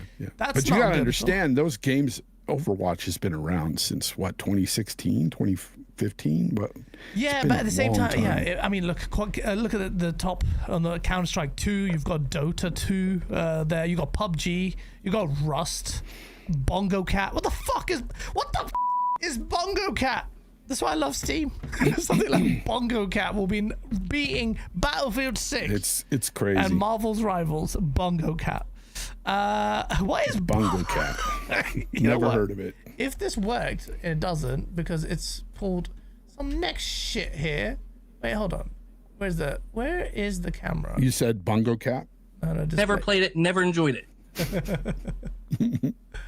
Where's display capture? No, I don't know what's going on here. Anyway, I'll figure it out. Highguard has failed. It's gonna fail, and it's really sad for the company. But at the same time, you had a bad read on it, and so did Jeff Keighley for featuring in the last game. Let's see. But now that Vince is gone, you're not gonna see a Titanfall 3. It's just sad, and you're not gonna see a Battlefield at its peak. One that could evolve as well, because what I was expecting is Battlefield would also like tighten up its gameplay. And in my mind, there's a Call of Duty formula that's really good. That this is where it peaks, and it's very different from the Call of Duty we have now. It's like it's almost like Rainbow Six kind of melded together with COD, and a big focus on gunplay, close quarters gunplay, with really, really intricate animation systems and tactile movement. If it's like really like hard deep, where the silence pistol shoot someone's knees and player buckles or the gun can drop, that kind of evolution is what I was looking at in the AAA space, and obviously that kind of shit never happened. Gameplay wise, in terms of mechanically, games are very static in their designs. We haven't come that far from what we had 2 generations ago even, and now, and that's sad. And and that's why I think that the push for AI is the key. I think AI will bring more into these games mechanically as well. Yeah, no, bro, that's a great point. And that's the kind of thing that, actually, that's a really good point, because when you talk about art, you talk about AI. Sorry, people think Gen AI. That's what they think. They can't even separate anything else from the AI conversation. So for them, it's just generative art. Oh, they're stealing the hard work of the collective. Shut the fuck. It's not that. It's a lot more than that. It's machine learning. Even if you're utilizing, iterative work. I got news for those people. There are real artists, people that create, that steal from other real people on the daily. It happens all the time. A marathon. Exactly. Yeah, exactly. It happens all the time. And it's not even just steal one for one, but they take ideas from other artists all the time. And that's all this AI stuff does with the generative art. It'll just take a bunch of different art, see what's, popular and stuff, and go, here's what you got, that you wanted a cool looking mountain. Here you go. Here's an asset. Like, I don't have a problem with that. I don't have a problem at all. You use AI to randomize the terrain of rocks and trees to a broader degree. Like, who cares? Because ultimately, the creators are going to focus on the creative bit. By offloading all this bullshit and time and spent on just basic textures for your map, for basic, fairly innocuous stuff, you can now... And they're doing it, man. That's the thing. The entire... And you see this, we didn't use AI. If you're indie, you're fucked if you make that statement, because you will use AI. Somewhere, automation, and the conversation is so melded. You're not going to use a large language model to assist you in finding a bit of code even? Then did you use AI then?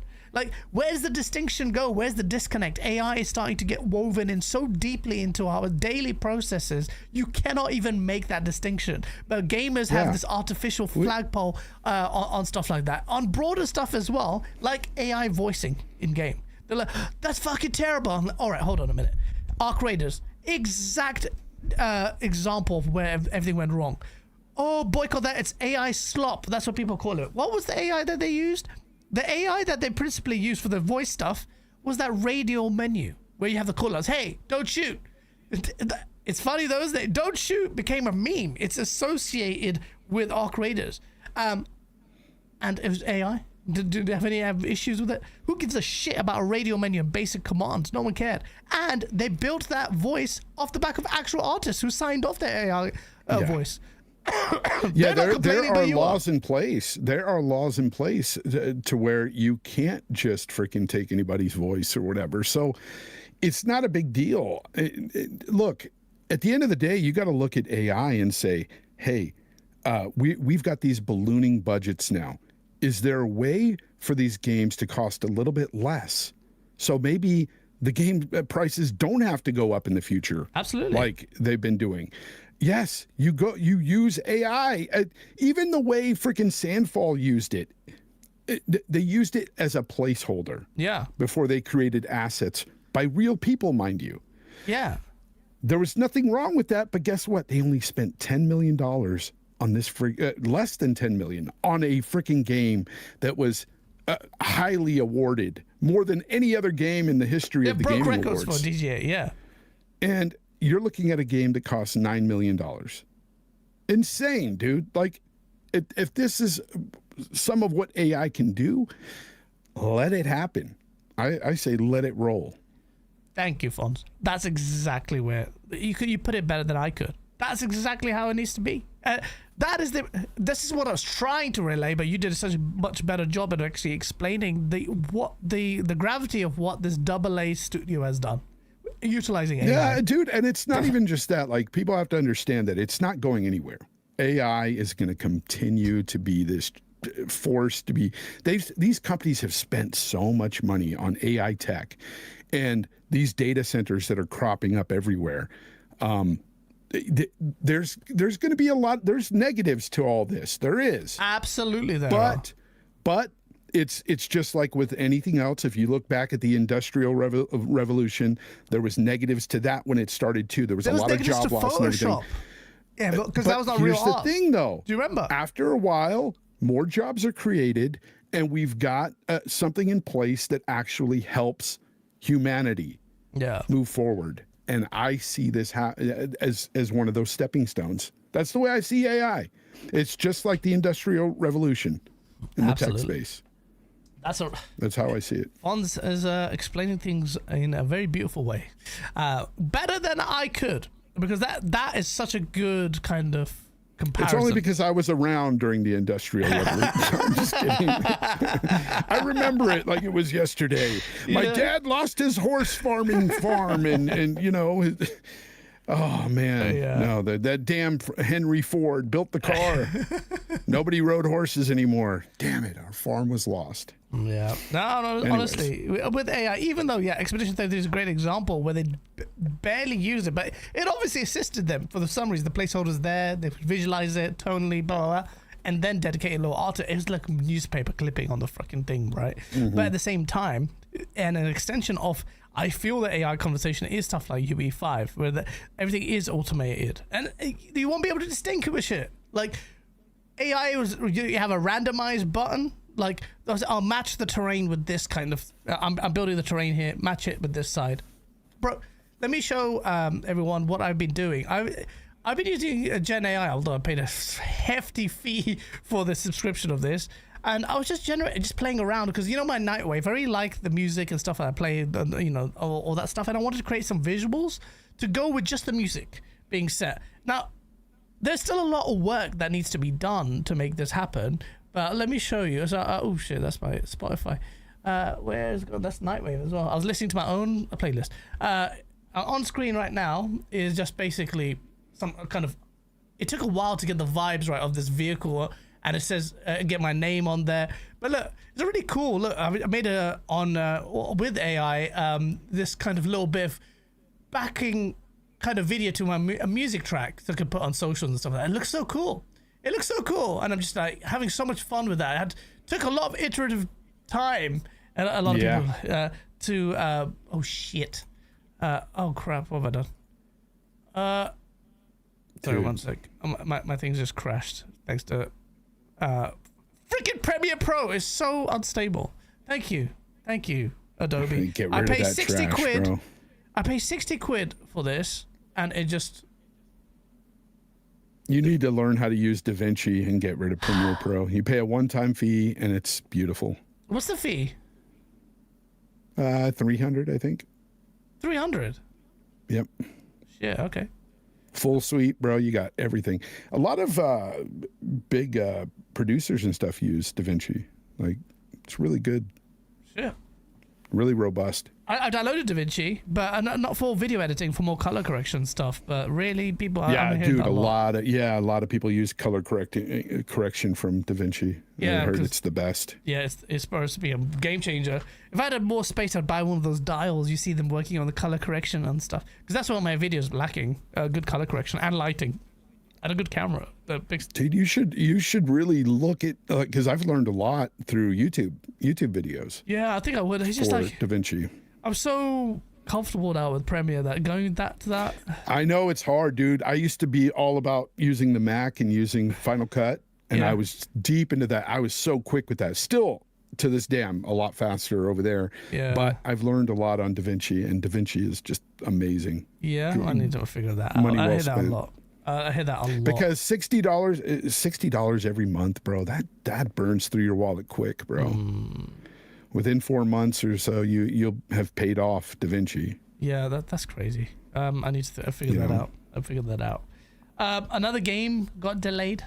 James Bond got delayed. Are you interested in James Bond, Fonz? No, I 007 First Light is not a game I'm looking forward to, because I'm not into the Hitman series, and to me it looks a lot like Hitman from IO Interactive. So, and it just doesn't look to me like a game I would like. It looks like Hitman. That's the thing. It does look like Hitman. I was funny enough actually watching the gameplay. I was just watching the animated Splinter Cell, and that looked kind of cool. It kind of gave me that kind of vibes, which is funny because Splinter Cell has its own very different vibes as a game. But James Bond is going delayed. When's it going to be delayed to? Let me double check. Was it 2 months? Yeah. When though? Is it March? Where is it coming out? No, it was supposed to come out in March, I thought, wasn't it? Or no, it's delayed to March. That's the funny thing. Yeah. Oh, here we go. An important update. 27th May is given it 2 months. Yeah. Okay. So it was March and now it's May. 007 First Light is our most ambitious project to date. And I don't know why I'm talking like this, but the team has been fully focused on delivering an unforgettable James Bond experience, bringing together breathtaking action, globe-trotting, spycraft gadgets and shit. The game is progressing well, and blah, blah, blah. Just give us more fucking time. We're panicking. It's fucking burning. Over here, we're on the skin of our teeth. Is this game going to succeed? Is this game I don't gonna know. succeed? You know, it's a big IP, right? Like, you got James Bond. You've got, there's a lot of people who do like the Hitman series, so I could see this being not a huge hit, but I think it'll sell well. I think it'll do decent. Yeah. Probably. I could see it hitting 6-7 mil, maybe, across all platforms. 6-7 mil. Did you see Harry Potter? 50 mil or something stupid. 30 mil. What? How many copies did it sell? Like, holy shit. Dude, that was a great game. That was a really good game. Started it. And I don't like Harry Potter. I don't like Harry Potter. That's crazy. I don't read the books. I don't like the movies. I fall asleep to them. I've tried to watch them with my kids. But the game was great. Really the boycott didn't work of that game because that game was a huge success. Harry Potter's Harry Potter. Which was so stupid, that whole boycott, because they had like a trans character in the game too. And I'm like, why are people boycotting again? Oh yeah, they just don't like somebody who's involved with the franchise. It's like, this is a game. I understand that though. I don't like J.K. Rowling. I think she's a bit of a witch, but she was very talented because I read her books and I loved them. I read the third book twice. The Prisoner of Azerbaijan. I forgot the name now. Azkaban twice. And it was really good, and I like the movies, and I don't know what the fuck the whole point. I have fallen off Harry Potter a long time ago. I grew over that when I finished reading the books, and now the game was really good though. Like you, it brought me to because the gameplay was generally good, but then it was just like I could only have a little bit of quifflefif and schlaffifu, and I was like, fuck this, man. I can't even spells. It just looked like I don't know. Dude, I would be Slytherin if I was in a team though. But. Yeah, I'm just looking through all the games coming out next year, starting in January. Crazy. And everything is literally coming out between January and May. Nobody wants to fuck with GTA at the end of the year. Like, there's very few games. We're fucked. Bro. And there's so many. I mean, you're looking at Resident Evil Requiem. You're looking at freaking Crimson Desert. You're looking at Crimson Desert. Do you think that game's going to succeed? Oh, dude, I wanted to. I love what I'm seeing, But you know that old saying, sometimes if you know, something looks too good to be true, it might be just that. But a lot of people said that about Black Myth. It's not that. And that ended up being good. True. Power a lot of people China. are like, "Oh, it's not gonna look like that. It's not gonna play like that." Korean? And bro, it did. It was China. No, what about China. Crimson Desert? Isn't that from a Chinese team or a Korean team? Crimson Desert. Is it Japanese? Yeah, China. I think it's China. It's Is it China? Same people who made Black Desert. I think it's Chinese.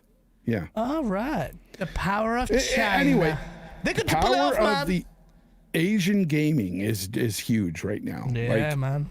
They've put out a lot of great games, but there is so much, dude. The lists are long for all the games coming out between now and May.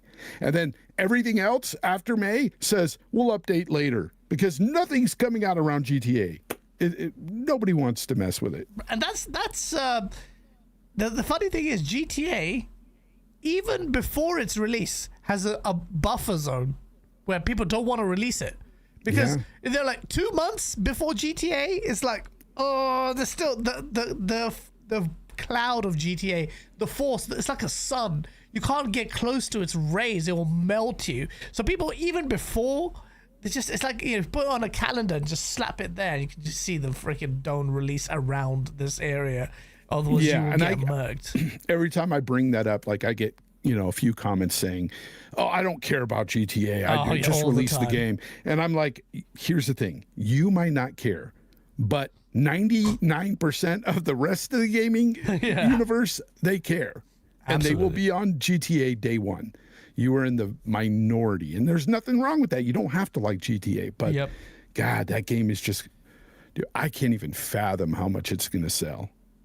It's going to be the biggest media release ever, man. It's going to kill it. It's going to kill it. And they know it. That's why they're like playing with the notion of coming out at $80 or maybe even more. Because they know people are going to pay it. Yeah, sorry, I'm coughing bad. Bro, they're going to pay it. These guys are just going to absolutely murk it. I'm so intrigued in what they will do. Because the hype is so gargantuan, they're not even going to match it. But at the same time, what I've read, and I've made a video on it in this thing, the stuff that I'm focused on isn't what other people are really thinking. I don't see them talk about it. Like AI. I think if what I've read from the leaks and what I saw and what they you know, how their systems work, I forgot what it's called now. But basically, if you go back and play a GTA game, it's not just going to look good. It's not going to have just good physics. The world's going to feel like a fucking world, man. A believable world. There'll be crowd reactions. What I'm expecting is you do something, fire a shot. It's just going to be like people, like AI interacting with each other and a more believable world. That kind of shit. I mean, just even when you play Red Dead 2, it still holds up. The AI is crazy. Like, that's true. The interactions with the people in each town are just amazing. Like, everybody's doing their job. You know how you always hear that everybody in this world has their thing to do, their jobs every day. Nothing compares to like Red Dead. When you look at that aspect of it, you're like, wow, these people do get up every morning, go out, feed the chickens, do this. They have routines and shit. And it's crazy how livable that world is when you're playing. You're like, Jesus, this is so good. But the GTA will increase. And you know how they, and look, you look back to GTA 5, they had some great interactions with, you know, with the people on the street. Conversations that they would have on the street, meme material. They one up that with Red Dead 2 in a big way, and they're just going to do it again. That's the thing, though. With Red Dead. That's what's insane. If they did what you're saying with Red Dead, which I played with Red Dead, which is crazy. But the thing is, it's difficult with GTA because the density is much higher. And you saw that from the trailer. You saw so many people on the beach. You saw so many people in the club. It just had fuck tons of shit going on. Loads of cars. Loads of cars. So imagine you go play the game. Do you think that for 1 second the player density will be low? It will be such a... Imagine if it is. I'm not vouching, but it's Rockstar. Nah, it's not going to be. It's Rockstar. There's no way they're going to tone down the player density. In fact, they went so extra. They went so hard in showing how the fuck is this going to work on these consoles. I have no idea. How is they going to run on the? Just forget 60. We don't have to worry about that with our PCs now, do we? When it comes out there, just have to wait for the game. We just have to wait for the game for about 3 years. Safe. Bro, all that power wasted. I'm gonna buy it. I'm gonna buy it twice because I'm gonna buy it on the PC. Twice. I'll play 100%. the basic bitch console. It's early preview edition. The final version on PC is where it's gonna be. It's gonna be. Yeah, and that's where the role play is gonna happen. All that shit online. It just reminded me of something. You remember back when they announced the 50 series cards, and everybody was clowning people for having, like me, for having a 4090, saying, "Oh, the 5060 just killed it." These guys don't even know what the fuck they were talking. I said it back then, and bro, unless you have a 5090, you're not killing a 4090. Even the 5080 doesn't kill the 4090. Yeah. So it's hilarious to me because you don't have the VRAM that the 4090 has in those other cards.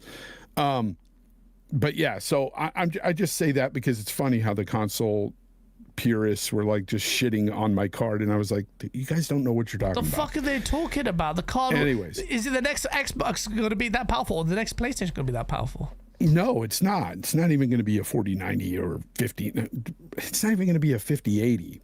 It might be a 5070. Well, they're going for a more affordable price now. They don't have Microsoft to worry. Microsoft go the other way. Microsoft's going to make it expensive. We're talking like a 5070 equivalent maybe in some specs, but I think that at the end of the day, they're going to focus more on frame gen and stuff like that. These AI tools. The tools are going to be back. The tools for both of them. But I think frame gen is really the push in these games lately, even on PC. Yeah. Like some of these games are so demanding. They want you to use frame gen to get those higher frames. Yeah. I refuse to do it as much as possible. I don't need to. But so absolutely go for it. Let the AI fucking tools do the shit. Because the thing is, the game, GTA 6, this is why GTA is so important, man. Like, in the AAA space, you're going to hope for, this is the best case. So who's going to beat them? Who on earth is going to spend $2 billion to do what GTA did? And so the moment GTA does it, it's not going to be a conversation of, oh, no, well, they've got this Rockstar, they've got $2 billion to do all this shit. No. When you hit that level, then everyone's like, right, we have to at least get close to this now. So it will push. If the AI does what it's supposed to, if it's as dynamic as it is, I don't think destruction is going to be that comprehensive, but imagine some bit of destruction. And just generally, if they hit that polish level with those kind of AI subsystems in that breathing world, that's going to raise the standards for all open world games. But see, you say that and you think that, like, because I would think the same thing too, right? But history has shown us that hasn't happened. That's a very good point. Nothing is compared to even freaking Red Dead 2 when it comes to those systems. And then you look at other games that come out. Then you look at other games that come out, like other genres like Baldur's Gate 3, where they do things that everybody's raving about, and then you have studios immediately say, "Don't expect that as the standard." But even if they that's don't, the mentality. Yeah, 100%. It's like we don't have $2 billion to spend. But what that does do, though, is because the standard is laid up that thing, even if they'll get put to task when they don't start to achieve that. And I think GTA 5 definitely pushed, even if it was unattainable standard for Red Dead, it still set that developers will just naturally say, like, okay, we can't say anything about good AI if we're not even come close to this. So we have to, when your unique selling point for your game is that it's a great game world and the AI is amazing, and GTA 6 has just come out and it's raised the bar considerably, you're going to have to go a little bit higher than what the baseline is right now for AI. Because generally, AI is shit across the board. Let's be honest. When me and you played Ark Raiders, that's the freshest AI has felt like in a long time. And it was just a bunch of drones. But their behaviors were crazy, and they're getting smarter, bro. Have you smarter? I know. Have you played Ark Raiders today? And the arc in the start was very different. I'll tell you, I started like 3 weeks after it came out, but even from that time until now, they're doing things that they didn't do before. That's crazy. when I That's great. first started, they weren't like the arc that flew, the drones. They didn't come inside the buildings in the beginning. Yeah. Now they're freaking coming in. Like, Bro, it's so I'm scary. here, bitch. Even though, like, you know, the arc, you treat them like fodder, and you've got better weapons. They're still a threat, man. So, like, they just come in. You have to fucking take notice. I'm seeing the arc now seemingly working together and having Dude, traps, all those little setting traps. the fireballs and the pops, they work together, dude. Yeah. Those things, they freaking come into the same room and freaking they come around you. Dude. Bro, how many times I played, they seemed like they were working together. It was like they were communicating with each other. The spider would come in, then the freaking flame ball would just murk you as you're getting. Like, what the fuck? That's amazing, man. That's amazing. Colt Eastwood, hilarious. Every time we go into a room with a spider, Colt always gets it in the face. Always, bro. And I always go, there it is. Always He's used to getting facials. So. And one time he had it on his face, and I shot it off his face. It was funny. And it blew up in his face. He got burned, but he survived. Oh my god, dude, that game amazing. is so jokes though. That game is so good, bro. It is so much like crack. Like, I was making a video. I'm still doing the series. It's so much fun. It worked. It was an incredible experience. You have to. I'll show you the video. What I do with the silenced Pharaoh, I'm just the groups and the solos are working on the matriarch, so they're firing on the matriarch. You gotta use the silenced renegade. That's what people are using now. Silenced renegade is a good shout. It's really good. It's really good. Yeah, I've got the renegade as well. Especially against PvP. Yeah. Oh man. Yeah. And bro, what I was doing was, as a group of fighting the queen, I'm just taking shots once in a while, just here on the players, and instantly built a mistrust. Because remember, these are randoms working in a solo together. Yeah. Bro, everyone killed everyone. As soon as they worked together to kill the matriarch. The moment matriarch was dead, it was like freaking Hunger Games. It was insane. It was like Battle Royale. It's just mental. Yeah, I've gotten away with it 3 occasions. Once with the queen, twice with the matriarch. I've just hid nearby and waited till they kill it, and I run into the core, grab stuff, and run out. I don't sit there long. I just grab a few things and run. I've got some good blueprints and freaking cores. And I get the hell out of there. And then I hear, as I'm running, I hear people taking shots at each other, because that's what they do. They kill each other.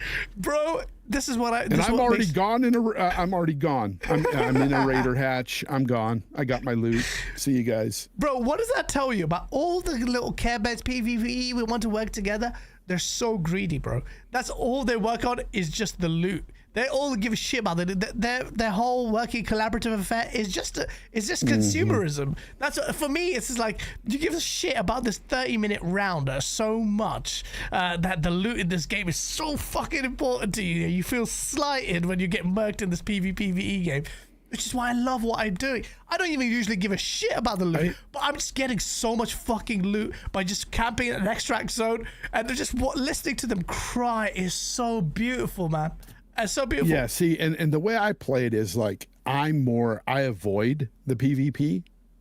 And what I'm saying is, like, I play it like almost if it's a real post-apocalyptic world. So what would you do? You wouldn't run out there with a fucking Pharaoh and start shooting at people because you get your ass handed. Eventually. I stay quiet. I hide in the fucking bushes. I hide as much as possible. I run out and get my loot, and I get the fuck out. Now, there's times I get ratted. There's times I get, killed at the extract. There's times I get killed, after trying, because I've tried it many times with the matriarch. Go in there, I get shot right away. But I just try to be more strategic about it. And what I love about that element, though, if the PvP element was removed for me, the game would be dead. Because for me, even though the arc is smart and dangerous, it's the human fucking element that's the most dangerous thing in the game. And you remove that, the game is not as tense. And I like that tension. I love that tension because I'm fucking scared. I'm really scared in the game as I'm playing. I'm like, holy shit, I'm going to die if I try this. Fuck it. Honestly, look at that. Humanity and AI working together to create lived more vibrant experience. Magnum says, if you go cry in your car about being killed in a game, you need a new hobby. I've also set traps for people using Arc. I bait people into coming to rooms with shredders and stuff. I love that shit, man. Oh shit, Just James, I didn't even see your super chat. He says, fuck, is it Saturday? I swear it was Monday today. Thank you for the super chat. It does feel like it's a weird day. Dude. It's a weird weekend. I'm grateful that people on their holiday time are spending their time here chilling, because it's a bit of a weird, like I'll be gaming. I've been working on these videos, but I've been on Arc. There's always like a, hey, one game, and there's never one game. You'll lose some shit. Like, oh, I have to go in again, or I have to go in the free loadout Stella Montes on a night raid and just jack some shit, and then get so much loot instantly. You can lose your shit and become a peasant in a couple of games straight away. And dude, I don't know if it's happened to you, but I'm sure it has. I've had some of the greatest freaking loot, and then try to extract and get killed. And then I'm like so upset, dude. I'm like, I lost everything. And then even through all that and getting upset, I'm like, okay, free kit, let's go. Yeah. And you're like, all right, that's it. That's the crack in that game. It just gets you. I'm like, all right, I need to go in. And because the game world is so much fun. And just pray that you don't get the freaking Rattler. Just pray you don't get the Rattler. Oh, the my shittiest God. fucking pickup in the free kit, because all the other games are viable. All the other guns, the Stitcher, is so viable in that freaking game. The Kettle, amazing. If you get Stitcher, you're like, all right, I'm doing hard PvP this game because I've got the Stitcher now. If you got Kettle, you can do mid range. Kettle's tier A now. By the way, Kettle's better than Stitcher. Kettle's badass. Kettle's better than Stitcher. Kettle. Kettle's crazy. What's up, Infinite, bro? Good to see you. Yeah, Kettle's insane. Arc Raiders, man. It's just like, and it, what do you think about Marathon? Do you think Marathon stands a chance? Okay, so I see where they've copied a lot of what Arc Raiders is doing, obviously. After the last reveal. The thing for me that I don't think will appeal to a lot of people is the overall aesthetic of the game. I think it's appealing on some levels. Like there's some of the color palette I do like. Yeah. Some of the organic aesthetic I do like the water and stuff it had in the outdoor area looked pretty cool. But the characters themselves are just plain hideous. I do not like anything about the characters. They just look weird. They don't even look... I don't know. They just don't look proportionally right. It just looks off. The reason why, and the reason why I like the premise of the game, it's actually kind of a cool premise to me. Basically, in Marathon, you play these characters where these guys were, I don't know I forgot the name, what they're called, runners or something like that. Basically, they're humans who have just swapped out the flesh. They're like, they had to sell out to get for this profession. What you could do is just literally change your conscience to a machine. So the disproportionate elements of those character designs are basically kind of honed in to be humanoid, because obviously a human controls them, but and it's a really cool concept, because if you could have that kind of technology, those kind of runners would definitely exist. But let me ask you something. Can you have two games doing pretty much the exact same thing coexist? So that's the problem. If there was enough distinguishing, unique factors to each title, then yes. And I don't know what Marathon is. So there are glimpses of what Marathon can do. I can tell you where Marathon can succeed and carving out a niche of its own. First of all, Arc Raiders is third person, and this is first person, and people do like that genre for FPS, like me particularly, quite a lot. And it is Bungie first person gameplay, which they have amazing gunplay. Bro, they're the kings of that. I mean, I don't know whether or not the talent exists, but they did do it with Destiny. It's still, even though it's a bit slow and well unwieldy to me, they had the hooks for Destiny, because Destiny couldn't succeed if it didn't have the gameplay hook. So it had that kind of really good gunplay, and that gunplay looks really good for Marathon, man. It looks really good. I think it's, and with the power and abilities, you can see some of the abilities look really cool. So I think the gunplay would be really interesting. The time to kill is going to be very important for a multiplayer game like that, because with Arc Raiders, it's not always an insta kill, but you can get killed really quickly. Whereas with this, because it's FPS, you get a little bit of the TTK is a lot more of a sensitive issue, I feel, in that kind of game.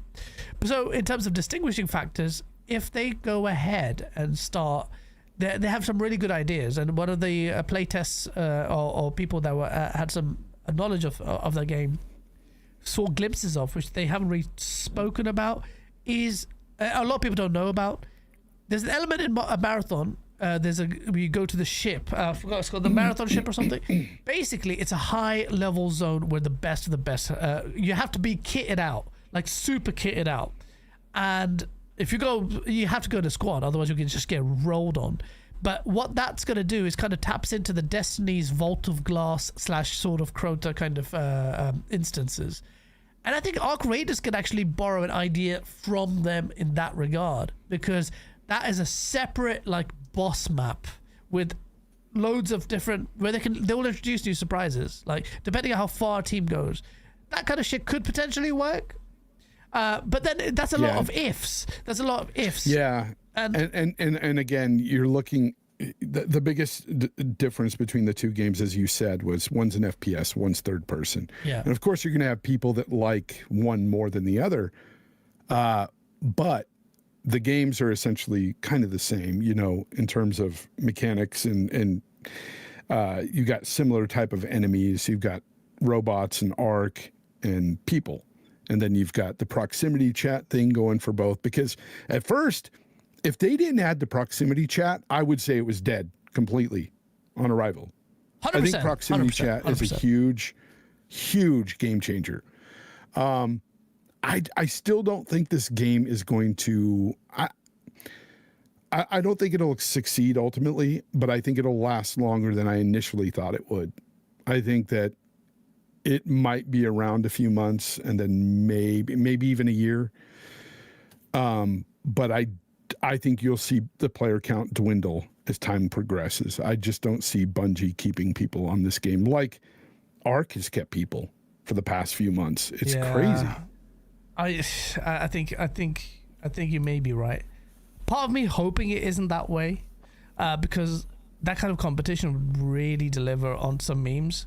But it would be great, right? Because it would push Arc to do more, and vice versa. They would push each other. Yeah, that's what you hope for. That's the whole beauty of competition. Like, they would push it. But I think Marathon's art style isn't for everyone. That's one thing. Arc Raiders is grounded in reality and looks like really good, man. Like, the terrain looks beautiful. I know, dude. That's what I was going to ask you. When you look at both, just aesthetically, you're like, which one would you want to play? It's obviously Arc for me. Yeah. Oh, definitely. For me, if you can manage to pull me away for a sustained period of time on Arc, you've done something. And let's not even talk about the visuals, the audio. I think Arc, its audio is the best in any game I've heard in so long. Yeah, man. The sound design is incredible. Yeah. And I don't think that you're going to get that with Marathon. Yeah. Good to see you, Web Dave, in the chat. God Emperor Surfer King, Serve, Stone Patrol. I see new faces. Smash the like button if you're watching this shit. It helps. Smash it. Smash it. It's the only way. Trust me. Let's smash the like button. Just do it. It helps. And shout out to the 5 people. I'm so terrible. I didn't realize they can gift members as well. And there's a members only live stream. Holy shit. We don't have that many members for that. But I will give some more members. You have a members only live stream? YouTube has a function now. You can just go in there and just start it. But there's a button literally there for me to do that. It's kind of crazy. You can do it like incentivize the members, because members paying to support you, right? It's a bit deep for them. Just they're supporting you out of the goodness heart. What do they get extra for it? Nothing really. Yeah, I did that for a giveaway because I wanted people to be subscribed to get the giveaway, right? And I had people complaining, "Why are you making us subscribed?" I'm like, then bitch, if this gift isn't for you, this giveaway isn't for you. If you're so upset about subscribing to try to win something, it just makes no sense. I mean, the whole point for people who go out of their way to support you, and I'm a strong believer of this, and I'm very conscious of it, especially patron and members. Then there should be a conscious effort to reward people, in my opinion. It depends on your philosophy, but for me, it's just like, look, I'm in this for the creative element of it. I enjoy it. And people who support me that way, like they become part of a community, it's just like, it takes stock of it. It's like, well, what the fuck am I doing? Like, I need to do more content for them. That's a way to reward members, but do something members only. I understand that. And I'm just like, yeah, it's true. You should do that more. But like the thing is like I don't mind like if people just watch. You don't have to support in any other way. Oh yeah, absolutely. But just hitting the subscribe button to win something. I mean, like, dude, what's so hard about that? Like, I mean, am I people really just pulling your finger to subscribe? Like, you don't have to pay anything, dude. People complaining about just subscribing just for the giveaway. Yeah. How the audacity! Yeah. Like, if you're not subscribed to my show, then you're not really a supporter. Then you're just coming in just to leech off the price. So what the fuck? People are so shameless, man. People are so shameless. What is that about? That's bullshit. Yeah. That's bullshit. People are so fucking Aaron greedy. says there's not many topics today. Not very many topics because we're just rambling. But you know what, Aaron, you're here. Yeah, absolutely. We appreciate you. What else are the topics? Oh yeah, Gaz. Gaz appreciates you, not me. I love it, man. I love it. Look, I love the chat with Fonz. That's why it just effortlessly goes for a while. But there are a few things. There may not be many topics in the news front, but we are coming to the end of 2025. And I wanted to take this opportunity to discuss with you your take about the end of this gaming year that really, potentially, in my opinion, could reflect an inflection point in the industry where we might see a change for good. And it's what my premise for 2026, where the industry is forced to start getting better. And it's really positive. And I know positivity doesn't go down well on the internet, yeah? I know you guys like fucking, oh no, it's all fucking crashing down. And I get it. YouTube feeds that mentality, and then we start thinking that way. I've been like that. We all are like that. Every single one of us. That's the whole struggle with social media and stuff like that. But hey, man, 2025, you can't argue. That was a fucking amazing year for everyone. And there was something for everyone. Finally, after God knows how many years have I been crying, I got multiplayer sorted. Not once, but twice. Once thanks to rest in peace Vince Zampella and fixing Battlefield, and now we got Ark Raiders, which is amazing. And everyone was like, why should we do extraction shooters? Anyway, look at that. Multiplayer sorted. Single player sorted. You had a freaking Game of the Year winner from a AA studio that built a JRPG, but it's based in Paris. And it swept all the awards in audio, in freaking everything. Amazing year. It's crazy. Amazing there was so year. Many. Yeah, there's a lot of games that I played this year that I liked a lot, and there's games that came out this year. There's two in particular I've not played yet. One I'm waiting on till it gets to the PC, Ghost of Yotei. Oh yeah, same. So I'm waiting for that. And Death Stranding too. I played. Oh, I don't know if you're a Death Stranding guy. I played the first one and I've had enough. Like Death Stranding. I'm still playing the first one, yeah. So I'm not in a rush to play the second. But I had a good time with The Outer Worlds 2. I love that franchise. So I think it was a really good, solid game. And then went down that got unnoticed as well, no? Yeah, and I think it's a really good game. There's aspects about it that are better than the first, and then there's aspects about it that aren't as good as the first, in my opinion. Like the NPCs weren't quite as good as the first game, in my opinion. Yeah. But then I had games like Kingdom Come Deliverance 2, which I absolutely loved and thought, yeah, man, that ending of that game, honestly, it was the most satisfying ending I've had in a game in so long. Really? Like, I can, dude. Is it story? They ended this. Yes, the story. The way they ended it with all the characters was like watching like an amazing movie at the end. Like, wow, it was so good. I did not wanted to play Kingdom Come 2 in my freaking card, man. Now you're That's why it was up for Game of the Year, because the narrative is so good, and you play as Henry in the game, and dude, it's amazing. Do I have to play this game? Do I have to play this game? Dude, I will tell you, the fighting mechanic, it should have won RPG of the year. It I should have won thought that's RPG. where it could actually win. Because it was way more RPG, than Expedition 33. Expedition 33. Yeah. And then you had Expedition 33, which I loved this year. And that was my overall game of the year because of the whole package. I thought the mechanics, everything about it was solid and just such a feel-good game. That's what the Or at least it had combat me in Kingdom thinking Come at 2 the end. doesn't look like something. That's the main The thing. combat is hard to get into at first, but once you learn it and understand it, it becomes fun. Okay. I had no problem with It's it. the reason why the combat. Look, the setting isn't my deal anyway, but the combat is the one that's just like. Doesn't But call me. Expedition 33 had me thinking for days after the ending. Sick.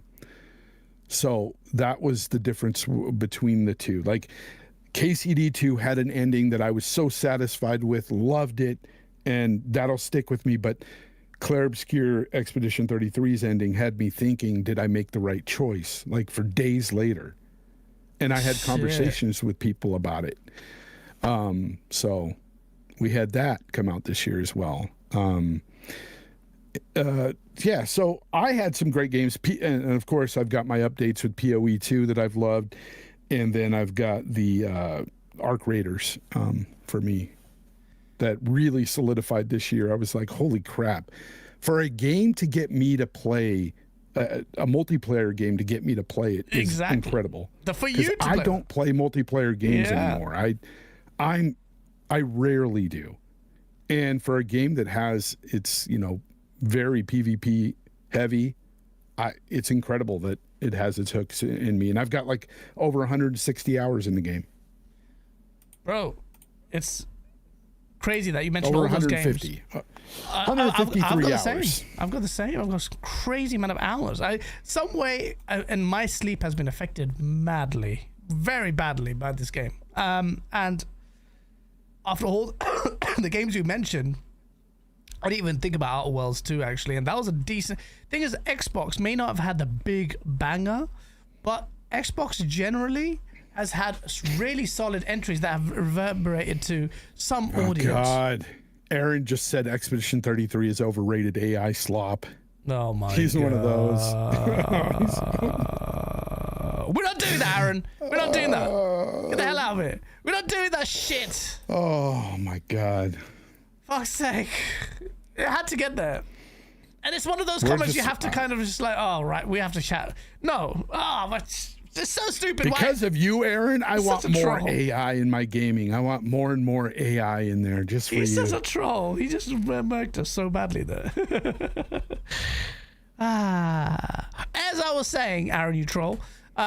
We were talking about Xbox in that conversation, because Xbox, whilst it didn't have many big standout games, like a big AAA that really people took notice of, it had loads of smaller games that seemed to offer something to everyone.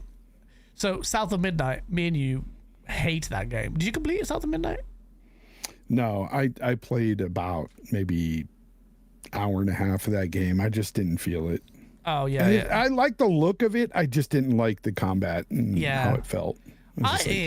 For me, that South of Midnight was. I know, again, a lot of people are really into the story and music, and that's I the got best to parts the of point it. where it started singing about her, that guy in the tree or whatever. Yeah. And I was just like, I don't want this. It was really like cool story and music and all of that, but the accompanying game is so basic. It's like a mobile game, and I'm just like, what you think a mobile game would play? Like, you could relegate this to like touchscreen controls. It doesn't feel fluid. It was really just wank to me in terms of gameplay. And it's like Double Fine in particular, I felt like had a much greater duty to discharge after We Happy Few.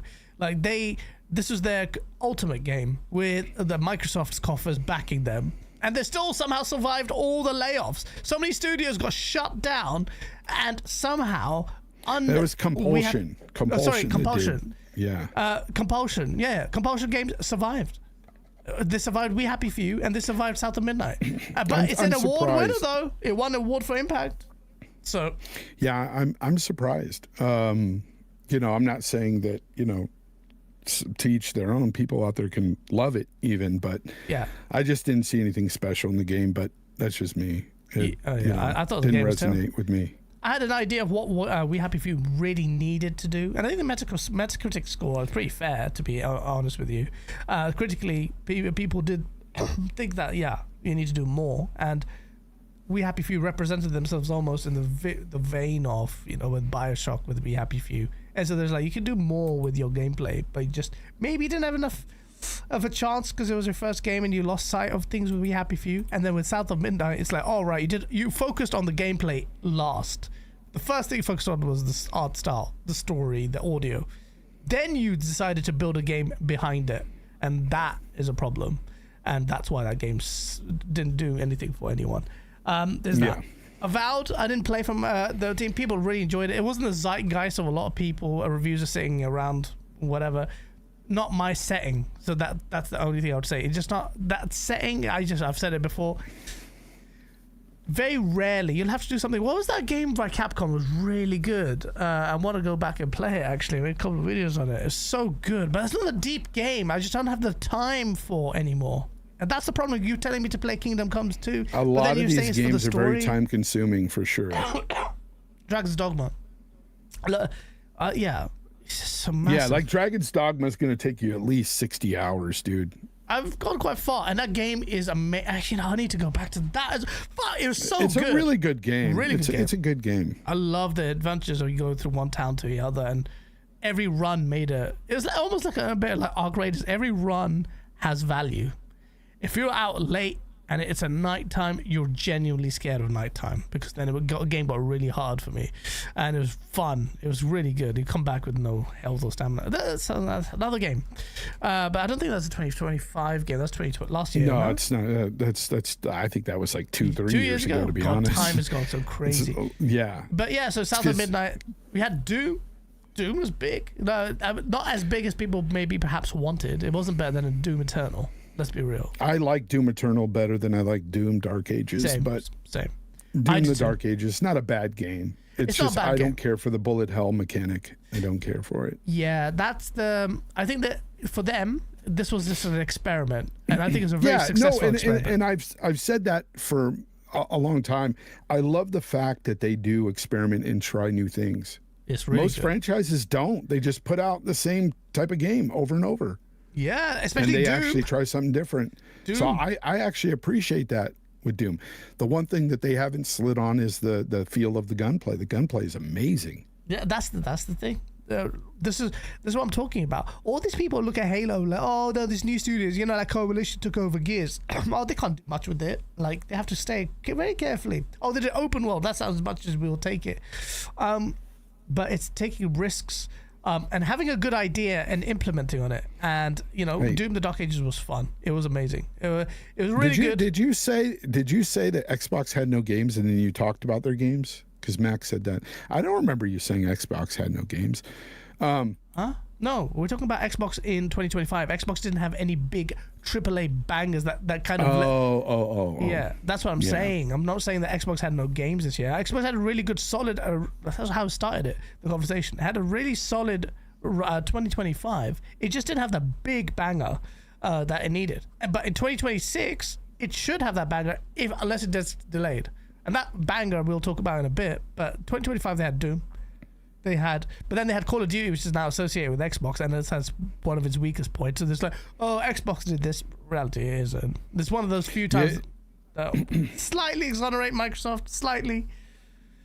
This is a deep conversation. You definitely Maybe have not. less. You definitely had less coming from PlayStation this year. PlayStation this year, you had Death Ghost of Stranding Yotei. 2 and Ghost of Yotei. Yeah, so those are the big titles that have They're blockbusters, but it's two. Yeah, and it was just like right. And Death Stranding is not even theirs, but let's be honest with you. And next year they have Soros and they have Wolverine.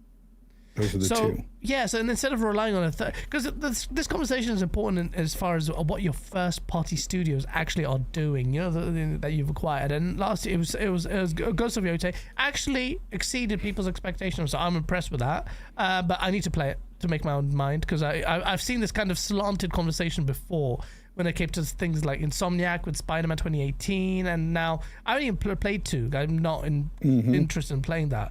But, you know, Ghost of Yotei I'm definitely interested in. That's going to be good. But PlayStation generally had a quiet year, let's be honest. Unless you're looking at third-party stuff, it's just fine. The conversation's shifting now anyway. No, if you're talking about first party and, you know. It's the kind of vibes you expect from PlayStation to hit on a consistent level and in the volume for this first number one player in the space. And you're coming to the tail end of the generation. You need to start making memes. It's happening potentially in 2026, but it's taking too long. I just want some good games coming from either, you know, corporation, like every different platform out there. I just want good games. Like, that's all I'm looking forward to. I'm looking forward to Wolverine next year. I'm looking forward to playing Ghost of Yotei. I'm just gonna, you know, for me personally, it's the main chick in the game. I'm going to mod her out on the PC version. Why? I just don't like her. Ghost of Antifa. Mod her out. Yeah, gonna mod her out. That's the beauty of PC gaming, though. You can mod. You're actually gonna go out of your way to mod the chick out from Ghost of Yotei. It's not hard. It's really easy to mod games. But you're actually gonna do it. You're gonna do it. Yeah. For sure. 100%. I love you, Fonz, man. 100%, dude. You know, 100%. There's a lot of maybe I'll tweet a little video of it. You know, my little mod. What are you gonna change her to? Anybody. It doesn't matter. It's Whatever not I the character, the voice actress. It's just her. It's just her. Anybody else. I love you, Fonz. Shit, man. He's gonna freaking put Matthew McConaughey as Ghost. Actually, that would be cool. But with tits, not so much. It's the story of a woman, really, so it has to be a nice. Yeah, they had so many different mods for other PlayStation games. Are you gonna go for Japan and the freaking exaggerated faces and, you know, like Stella from IGN was talking about, big tits, just like Japanese? No, nothing like that. Like that kind of sexy Stellar Blade stuff. That'd be Stellar Blade, bro. The mods for Stellar Blade were just damn near nasty, bro. They were so bad. Bro, the actual game alone just gives you, like, it's just like, right, this is just porn. The angles, the same by Bayonetta did the same kind of thing. But they took it to They knew what they were doing. They knew what they were doing with those action poses. It sold so much on PC. 7 times more on PC. Besides, Stellar Blade was still a decent game. That's the crazy part. Fun game. People want to hate on it, but if you smash out the game and you make it look sexy, I felt like that crowd that didn't like sexy games just uncomfortable. Yeah, and then when you got the freaking games in the West that have that shitty like little androgynous design, everyone's just like, and they mostly end up being shit. So it's like you've got Veilguard on the one, and even though it's Dragon Age, but it's like the story that memed out, like it's like talking about pronouns, and just I was like, all right, and it didn't even hit the memes. And that was one of the better examples of games. Whereas we freaking come out from the Far East Asia, and you've got all these Chinese games. You've got the Chinese, the Korean, the Japanese. They don't tone down sexuality at all. Are you saying like? And they do it in their own different flavor. South Koreans are horny motherfuckers, man. But they just like accentuate the curves. Japanese will have weird themes in their game, or the way that it's just very anime-esque, and China has its own like beauty standards. You can see that even in games like Naraka Blade Point and stuff like that. They go for a different type of like sexy stuff, and the game's selling like mad. Like it's just like crazy. And then you'll have a game about like Black Myth Wukong, which is a monkey. And speaking of monkeys, what the fuck, Donkey Kong. Another Game of the Year contender. Bro, great game. In fact, I guarantee you would like it, even though you don't like Nintendo games. You just smash through stuff. It's good stress worker. It's good cure to millmouth. Bam. No, but yeah, and I don't know, man. I'm looking forward to Crimson Desert a lot. I know we talked about it earlier about how like we don't know if it's going to be good, but everything I've seen so far looks so amazing. Yeah, well, riding dragons, freaking the combat is like mechanically different than say a Souls-like. You've got to use pretty, like I was told that you have to use like all of those buttons to like get all the mechanics to the combat in the game. Like it's crazy. There's so many different move sets and everything. I like that. I want to see how that turns out. Oh man, I feel like they could pull it out. They've garnered enough respect. Modern Gaz says that. Aaron the troll in chat, it says Nintendo using generative AI.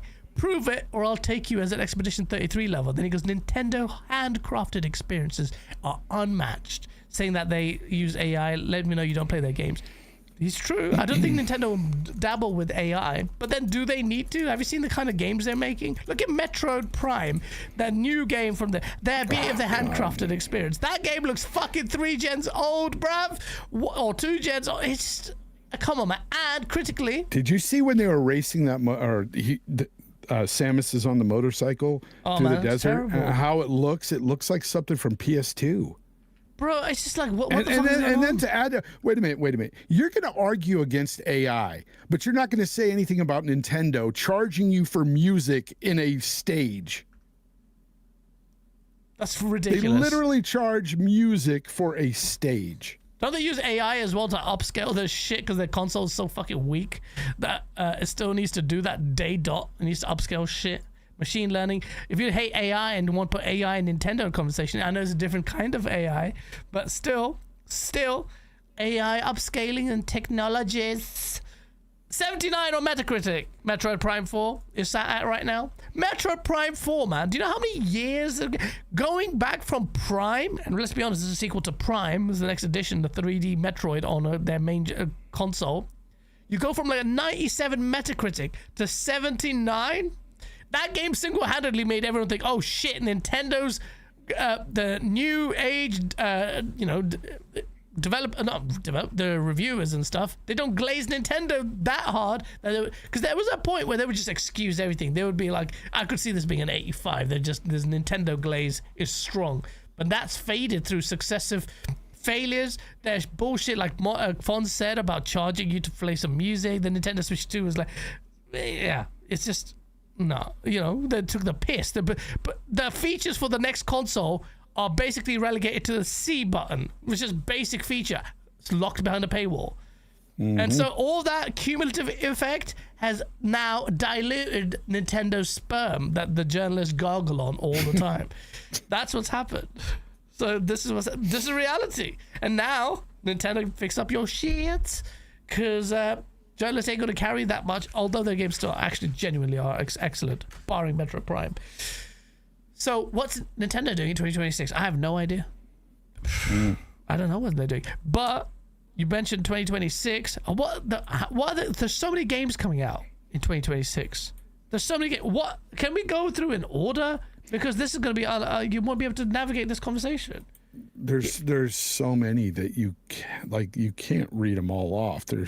But you need a release calendar. I want to go through a release calendar. This is a small website, Runeterra. And there's also a lot of games here that are from smaller studios that I don't even remember the name. I can't picture the names with the trailers we saw. So there could be a lot of games on the list that's true. I don't know, the name for it.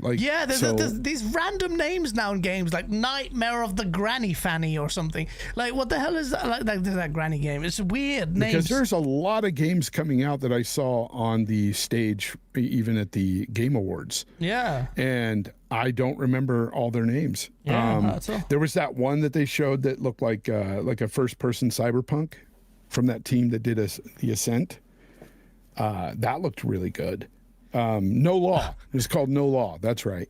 Can I just quickly? Oh, No Law. That looks really good. I need to bring that up on screen, but I've messed up my settings here.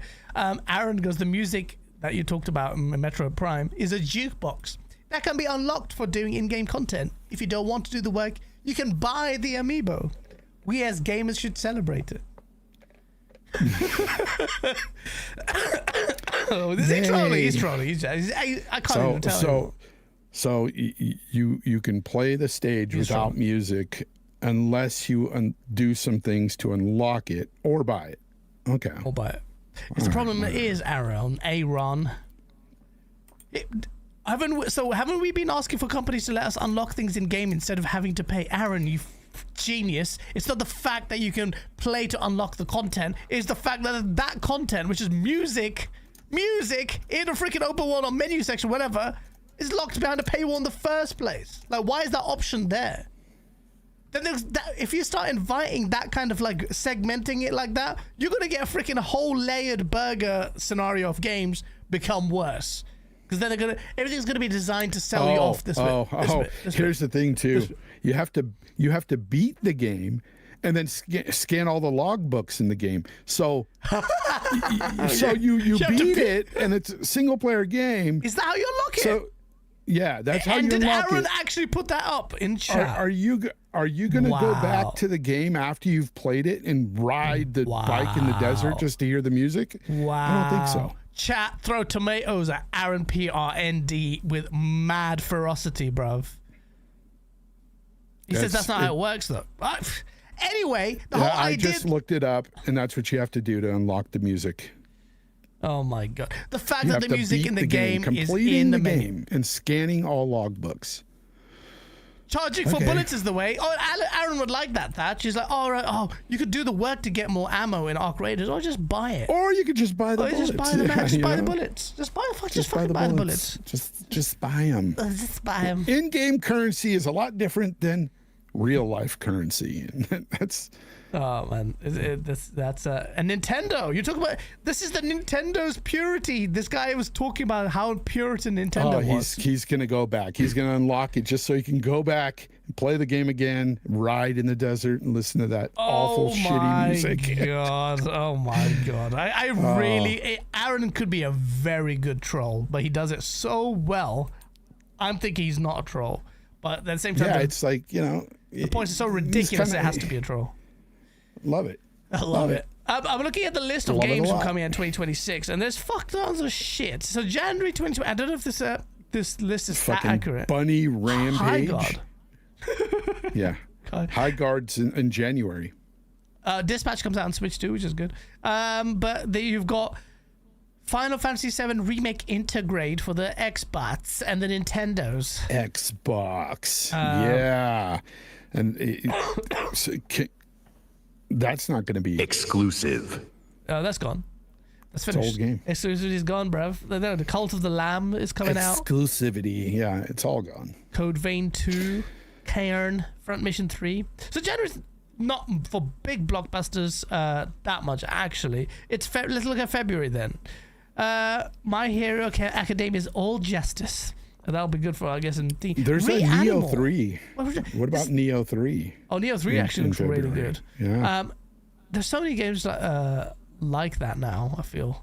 But this is the kind of Koei Tecmo's kind of there's different, very specific flavor, like Wolong, which we loved, both of us.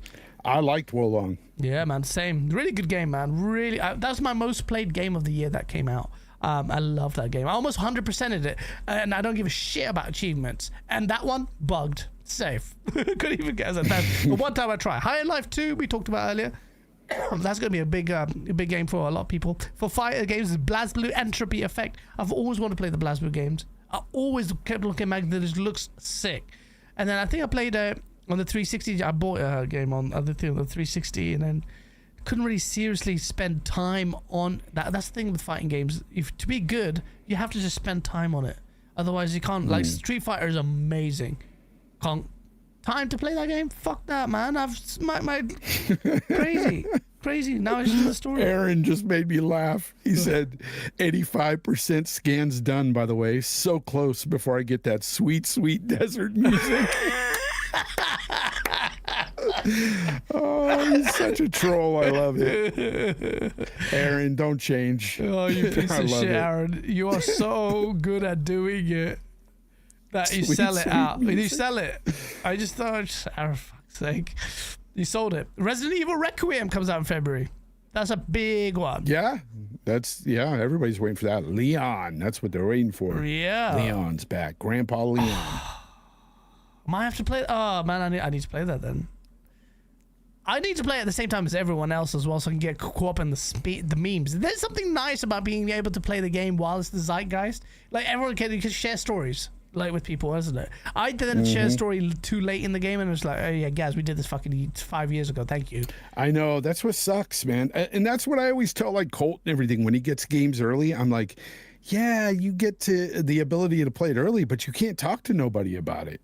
Sucks. All your friends are playing it like a month later, and you're done. Absolutely, bro. The same thing, bro. It was a major thing with Starfield. Starfield was one where I wanted to talk to lots of people about that game, because it's like it was while you were playing, it was a lot of fun. There was a story like, oh, I just managed to do this. Rand would tell me I did this, and it was just like, oh, what? Oh, well, you reset the instance when you post game, because post game content's really good. This is a big RPG. They had instances where the dialogue between the different NPCs was completely different. They acknowledge that it's your fifth run, or they warp into little kids or something in this multiverse and stuff. That kind of shit was amazing. But really, a lot of that conversation when it happened at the start, you felt it was a bit more like, oh, we don't really get to enjoy the game and the spirit that it's in with the community, and that's been the problem with the reviewers, man. And also, like, what happens to if you're under a review embargo, you have to you feel this sense of urgency. I gotta hurry up and finish it so then I can do a review. And it's like, major problem. Did you really enjoy it as much because you're just rushing through it? And I know some people don't do that, but sometimes you've got that. It's like a double-edged sword. Like on one hand, yeah, I would love to get, say, GTA 6 early, but on the other, I want to experience it with my friends so we can talk about it. Like, absolutely, it's tough. Absolutely. That's the thing. And that's a really good point about how reviews are formed and the opinions are formed. And Gene Park is actually one of the few people that actually talks about this openly, because he would be quite publicly scathing anytime a game developer or publisher gave him a week or less to review a game. And until Gene would say something, then everyone would pipe up. And I felt that was the case. So Gene was like, this is ridiculous, man. They've given us 6 days to review this game. This is crazy, especially when we've had X and X game coming out. I'm not doing it. Then everyone was like, all the reviewers were just quiet about them. Like a whole industry, and I genuinely. And then, yeah. One or two of their personalities would come out and say, I'm like, what the fuck were you to say that for after ages? Gene Park's busy. One-man band just running his own ship, yeah? And he goes, look, I won't have time. I'm traveling, this and that. So you kind of see his timeline. And then when he gets to games like, bro, they've just given me the game and I've got 7 days. Then everyone starts talking about it. And I was like, right. Yeah, safe. Even like Colt said, he got 2 weeks for Starfield. Even 2 weeks is not enough for a big game like that. Just not, especially when you've got a job, you've got other things going on. 2 weeks. That's yeah, and then you got to create a video. That's a lot. Yeah. Honestly, and the funny thing is, the stuff that I talked about in my review are the things that they're trying to fix now potentially, because Starfield is going to get. That's one thing I actually didn't talk about. The developer direct, right? So I might just fucking say it. So basically, hearing about there's a lot of like crazy madness, panic, almost like Panic Station, or just at the back of Xbox. They have a very good 2026. The problem is they're feeling the pressure because all the shit that's being done to their brand has been murking them. Finally, it was just great news because all the glazers can just sit there and glaze, but the reality is something different. And this is where I'm not saying that Xbox is going to go and fix this shit, but it's going to be fun to see them at least on the software level to get shit going, and they've got this bit of hardware that's quite interesting. So 2026 is going to be very interesting. The dev direct and finalizing the games. There's stuff like, there's even conversations about the Elder Scrolls now being shown off as well. Like there's like Elder Scrolls being shown off. Like what the fuck? I thought that game was just gonna be like bare early. Like they've not even fucking done it. Yeah. So I don't know where that's coming from, but it's just coming from like places where I have like real. Yeah, I didn't expect that game out till at least late 2027, maybe even 2028. Yeah, I mean, and also, I don't know. I thought they had a statement come out basically suggesting they were early stages, but clearly they feel the pressure to show that. But remember, 2020 next year is a big year for Xbox, just generally, because it's the 25th anniversary, and they're making a big deal about it. So not only have they got Gears, Halo, Forza, we're potentially going to see Gears of War, Emergence Day, come out next year. Imagine if that happens. That'd be good. Imagine if that happens in a I'm GTA looking forward year. to E-Day. Or if it gets a release date. We need to see gameplay for that game. But I still think it could do very well because it's got, that franchise backing of Gears. Dude, the studio came out and said that we're really proud of this. Is the hardest this is the most ambitious game we've ever made. And I look at that statement, I'm like, shouldn't your next game always be your most ambitious one? The one thing I'll tell you is, exceptions. if we look at GTA 6 and we look at the possible or potential release date, it's most likely not going to come out until at least the end of October or November, middle of November. I think between that time. So if Gears does come out, it's got to hit by like end of September. So mid of September, sorry. Fucking. Yeah, mid to end of September at the latest. Tarnished Gamer goes, E-Day's cancelled. Studio liquidation due to AI.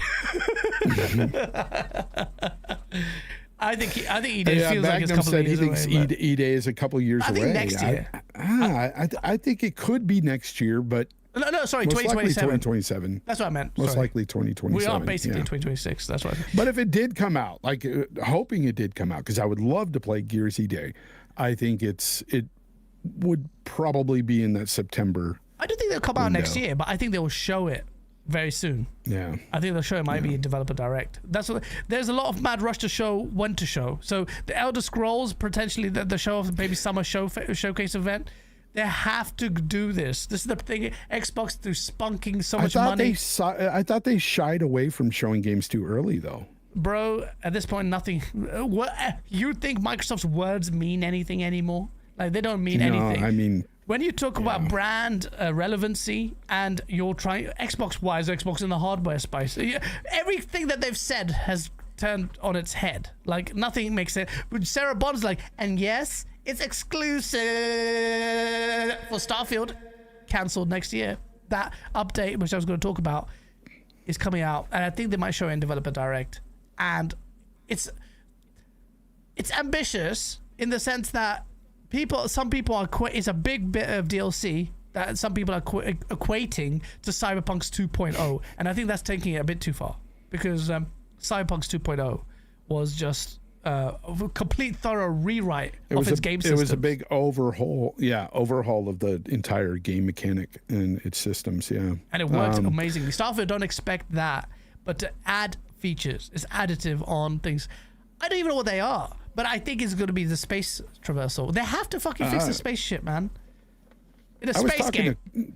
I was talking to Colt about that, and a lot of it is like quality of life features, like or his thoughts anyway. Not that he knows, but possibly like getting rid of loading screens and stuff like that, and actually like flying your spaceship into space and coming down into the planet. Yes, absolutely. That's something that a lot of people wanted, including myself. And when we didn't get that, it was like kind of like, You know what they should do, Fonz? Kind of sucked. They should move it to Unreal Engine. Yes. So they can have the traversal stutters along with everything else. Across space. I think the star being through planets. They do need to continue to upgrade that engine if they're going to continue to use it, because it needs work. It definitely needs work. Do you think Starfield can be saved from to become? I think it's a great game. But no, here's what I'm going to say about Starfield, this 2.0. Yeah, it's sad that they're going to bring out the best version of that game straight into PlayStation, because those people that don't have an Xbox are going to be able to experience Starfield for the first time in its best iteration. And Oh it's my sad days. that Xbox The way you said that. guys didn't get that. Wow. No, I mean, but it's true. Like it sucks that it's just that way. Because I don't think any game should come out before it's ready. And obviously that game was not 100% ready when it came out. We enjoyed it. I enjoyed the game. I think it was a great, solid game, but it was lacking in a lot of areas that I wished it wasn't. A lot of the space exploration, for one, was very lacking. A lot of the planets with the procedural generated worlds was just severely lacking. A lot of the same stuff you'd come across on each planet, and you're just like, okay, I've seen this before on 10 other planets. Yep. So there definitely needs to be some improvement there, but at the end of the day, I think they should have just worked on, say, like 6 to maybe 10 different planets, and that's it. And just like really work on each one being very individual, unique, and some cool experiences on those planets, rather than saying we've got 1,000+ planets that you can just fly across the universe to. I didn't care for that. I get that. I get that, but I think I was quite impressed with the level of procedural generation and the way the terrains worked on the planet. I think that was good. I think fundamentally, though, with Starfield, but it doesn't beat a handcrafted world. No, where everything is in place, with the mindset that this is why we're doing this here on this planet. This is the type of people and the creatures that you'll encounter here, and like this Mass is where you Effect, can find this unique mechanic. Yeah, you have to. Well, Mass Effect, it had a few that you could go to, and it was okay. I mean, it does, the RPG element was just mining palladium through a menu screen. It wasn't really that much meaningful. This was going for a lot more. The scale of space. So you had to go procedural. Yeah, but did you really get that feeling of scale? I didn't. They didn't. I've seen a lot of the same stuff. Absolutely. It's not even just the planets, though. It's the manner in which you get to the planets. Before they even went to the diversity of those biomes question, for me, it lost me way before that in terms of the big, meaningful impact I was hoping to get with Starfield. Because that's why I said that it was a game of the gen contender. Had they got that kind of shit right, like Interstellar and space, it would have been amazing. They didn't do that, but they still built a really good RPG mechanically. But they could have done that with like 10 planets. Exactly. And it's been something so unique on each planet and incredible experiences. And then that core experience would have been much better for it. Much better for it. Instead of doing all this, you're absolutely fundamentally right, man. Yeah. They didn't do that. So the whole procedural elements of planet thing, a lot of people make fun of King Thrash for the gas giant thing, but he was talking about a lot more dynamism in your open world. If you're selling it, and Star Citizen or something like that does that quite well, and you don't even do it at that level. And before you even get to the planet, it's basically a menu. Like you're traversing through menus. Hold up. I see a lot of people talking about, even Web Dave, my good buddy out there, says 3 years later for PS5. I'm glad I got to play it day one on Game Pass. And then you've got Aaron saying they got to pay for it, though. We get it on Game Pass. Look, that's fine. But being able to pay for, or having to pay for a game that's good isn't a bad thing. Absolutely. Like, if a game is solid and if the game is better than it was in a lot of ways, why wouldn't I pay for it and play a game that's better than what we played, Absolutely. I don't know, especially if it's your first time to the game. Like, you playing this game again is not going to be the same for you because you've already experienced it. But it would be way better to get a complete package day one. We didn't get that. Like, the only thing is, I was going to say that I take your point on board. Is the other way that this could work is, we talked about being able to play the game at the same time as everyone, is so good of that conversation. But that conversation when Starfield came out, it was quite there. People talk about Starfield all the time, the haters and the people who loved it. So now you're just relying on just PlayStation players to reinvigorate that conversation again. Like we talked about earlier, being able to play the game at the same time as everyone's amazing. But they could hate it. You know, who knows? Like, Yeah, it's all individual. exactly. Like Absolutely. For me, I thought it was a good game, and others would like yell at me and say, "How could you like that?" Like, I've had people tell me, like, that game sucked, and I was like, I liked it. No, but yes, there were certain aspects about it I didn't like, which I've talked about here with you, but overall, I had a great time with the game. No, but remember the conversation when it came out. Like, sure, it hit the didn't hit the critical levels in terms of 90+ Metacritic game title, which is in itself a failing, in my opinion, for a game of that stature and the hype that there was being going into it. But when it came out, remember I was on your show, and Mav was like, "It's no way it's a 7. There's no way 7." And that kind of conversation was happening across the board. Yeah. So people were like, "It's a really good game, bias, media bias, blah blah blah blah blah." But people are loving the game. That's the thing. So PlayStation guys, I think they you know, the vocal ones will go out their way to hate on it and focus on the negatives and NPCs and shit like that. And then Xbox title wins the best graphics award again in 2025. Xbox, you guys are fucking Dead Stranding, and you're still Digital Foundry. You suck up to so much. You love them, right? And they come in and give it to Doom. Bruv! the rage was palpable. Even Nibs broke character and his love for Digital Foundry. But I'm going off on a tangent. Starfield 2.0. But hey, this is the reason why I'm an advocate for developers doing early access games, because I think that if they can get the community's help to shape their games, they always come out with a better product for people to buy. It's just, we've seen so many scenarios where that's happened. I think that this game, obviously, they put it out there. They had ideas and wants to be put in this game, but they didn't have the time or the funding at the time. Thank you, DJB. But I think now they've gotten the time to put this stuff in the game that they've always wanted in there. But I guarantee you, it was always something they wanted to be in their day one. They just didn't have the time or funding, probably. And it sucks that, you know, they have to do it so many years later. But I mean, okay, so I will say this. That's an interesting element of the PlayStation. Same thing goes for Cyberpunk. This is not just delegated to Starfield conversation. We've seen games fuck up on day one releases, or at least not get their games the way they wanted them. And even Cyberpunk did the same thing. Absolutely. And now look at it, and it's amazing. So it depends on what Starfield 2.0 they call it is actually looking to do. Because they took a lot of player things on board. Planet traversal, people said vehicles. They're like, nah, it's better to be on foot. And at the end of the day, they ended up going back and putting vehicles in the game.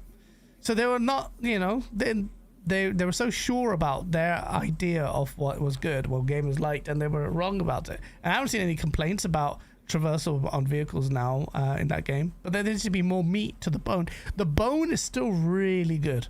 There is some big position. Depending on how big these changes are, the template there, foundation, is very strong. It's the same with Halo Infinite. I thought the foundation, the skeleton, even though it didn't have the graphics and stuff I wanted, but that engine did a massive scale to a degree where there's a lot of the bone was there now. Now you could build something great in the next 10 years. I don't know what the fuck they were doing. Anyway, Starfield, what people get hyping up this update, and that's what it is. I'm not getting specifics on what is actually the big update. That's the thing I want to find out. But we'll probably find out in Dev Direct. And it'll announce it. I don't know. I see a lot of people in the chat like they're like upset, like we're talking crap about Starfield when we're not. We literally legit said that we thought that Starfield was great, but obviously, since they're working on it, trying to improve it, means that they didn't even like the game fully. They wanted to change some aspects of the game. Yeah, same thing happened with Cyberpunk. I mean, that's coming from the developers. It's not coming from us. They're doing this. I personally don't like to see a game that's like remade within 2-3 years. I think that's too soon. I see this as them trying to put a game together, try to make it even better, how they originally wanted it, for a new audience, for the PlayStation audience. Well, I think it's not just the PlayStation audience. I think principally that's going to be a big driver. Big thing. You know, when they announce it and it'll be on PlayStation, it's going to be funny because Hellblade 2 benefited from a PlayStation 5-day release. Xbox managed to get the 60 FPS mode for that. Same thing I think happened with Hi-Fi Rush. Same thing happened here. Like Xbox fans, console fans get to benefit from the updates Xbox gives you when they bring it to PlayStation. That's how their priorities are. Console fans, you still like that? You still like taking up the backside? Yes, you do. Yes, you do. A lot of you love getting absolutely shafted, being treated like a third-class citizen. It's insane. That's why it's important. But we're on PC. Where the best version will play. That's the whole point. It was like, oh, you move sides. Bruh, we're going to where the best thing exists. That's where we are. We're the best place. And how can you argue against it? What are you going to say? I don't like keyboard and mouse and fucking play with a controller. What don't you like? Oh, no. It's the compiling shaders for a good 3 seconds. This is not, oh no, it's Alex you're talking to here. We're talking to Fonz and Gaz who are saying that you don't have to be a console communist peasant. Congratulations to Alex for hitting 100K, by the way. We spend money. None of this bullshit, Fonz, that I see Destin Laguerre going out of his way to build a PC using, you know, his fucking budget is less than a freaking pizza. It's just like, oh yeah, let's piece together a piece. Like, everyone. Oh yeah. I remember that on Twitter. Basically, a PC, Xbox guys who move to PC, and I found this conversation with PC gamers generally as well. Oh, we can have a better PC for the same price, like, and it's all like straining hard. I don't think it's that hard now to build better than the consoles that we have today. Fine for that price point, but the whole point about PC is that if you spend the memes, you will get the schleems. Which means, hey man, don't have a shoestring budget. The budget can be as high as you want, but and let's be honest, these consoles are coming to £1,000 mark now. Let's just be honest. That's the way it's going. 700,000. Yeah, dude. The next consoles are going to be anywhere between $700 and $1,000 easy. And they can get away with it. Like we pay for our phones, we pay so much, right? Consoles, they got lost for a while. Yeah, but your phones are subsidized for most people. They don't just buy them outright like that. So we don't have those in consoles anymore. Consoles, when they launched, they had a subsidy plan for the 360, the Series X, I thought. Originally, that's gone though. It's not there anymore. Oh, okay, sure. Yeah, but then they might do it with the freaking price that they're going for with a PC. They might have to do this incentivized plan. Treat it like a mobile phone upgrade. That'll be a lot more palatable. I think they're almost guaranteed to do that because with hardware prices and RAM, which will definitely affect consoles as well, pretty sure. Then what's happening? Keep my Alex's name out of your mouth, Habibi. Listen, Alex got 100K subs. Part of the Foot Clan there. He deserves his flowers, man. But at the same time, fuck complaining about, bro, have you seen this content? He'll play a video game. He's like, oh, look at the specs I've got on here. It's running like ass. I'm like, bitch, you got basic bitch cards for PC, man. I mean, I haven't known of that. UE5 starter, bro, I don't even know what that is. I have run Arc Raiders, a multiplayer game on Epic. Everything's Epic and my dick's out. And I see, they have to optimize that. Shut the fuck up. I got path tracing it just to take the piss. And in all sorts of games. And that's the difference between Fonz and I and Alex. I'm not saying that's right. It's good that what Fonz Alex does in many ways because, you know, people have to build consoles to a budget and they have a life to live and just us sad bastards go out of the way to spend that shit for a reason. But the memes are there. The best experience on PC. My sugar daddy Hargeet sent me the PC. Or have a sugar daddy like Hargeet. I miss Hargeet, man. I need to get him on the show. But he's been poisoned and affected by the Xbox juice. Really strong. He's been hanging in the wrong quarters. I need to pull him back to the game on daily days. He was pretty outwardly spoken then as well, though. Hargeet, I miss you. Nah, he's got his good talking points. Yeah, of course, man. Bro, the guy went to Harvard. He's got good arguments here. Guy went to Harvard, bro. Smart. When you go to Harvard, bro, you might have some shit takes in here and there, but you'll also have some dank takes. And yeah, it's Hargeet. Hargeet's Hargeet. How many people can say they've got to Harvard, bro? No, that's crazy. Exactly. And Starfield, Mac said for a PlayStation audience, when I said Starfield, They're revamping it for a PlayStation audience. I don't mean it solely for them, but it is a big thing for them. I mean, how do you entice people to buy an old product? You give it a little more juice, and you dazzle it up a bit, if you will. And you get these guys that were talking badly about it to be like, hey, we're getting a better product. Yeah, let's spend that $70-$80. Yeah. So yeah, they're going to do it, and they're going to love it. Don't worry about it. It doesn't matter anyway, because guess what, Mac? You've got it on Game Pass. You don't have to worry about spending money. Well, on that point of spending money, Stone Patrol says, do remember the Xbox All Access program. You put nothing down and just pay $25 a month for 2 years for a Series S and £35 a month for 2 years for a Series X. 35. I think, and you get Game Pass included. They are going to have to do something like that to get people to buy these expensive ass consoles. I think absolutely. Really. They will have to. Because, and this is no slight, I'm not even talking down to anybody, because again, I didn't buy my PC, but look, even for me, a console being even $600, that's too steep for me. I can't afford that. I'll be honest. Like, so anybody out there, and I've had people tell me in my DMs, hey, if console prices get like that, I'm out. I'm fucked. I can't move on to the next gen. It's just out of people's budgets. Well, you're on PC, and luckily it's for future-proof for quite some time. So there's that. God knows I've got my PC for at least another, 5-6 years, at least. At least. Yeah, exactly.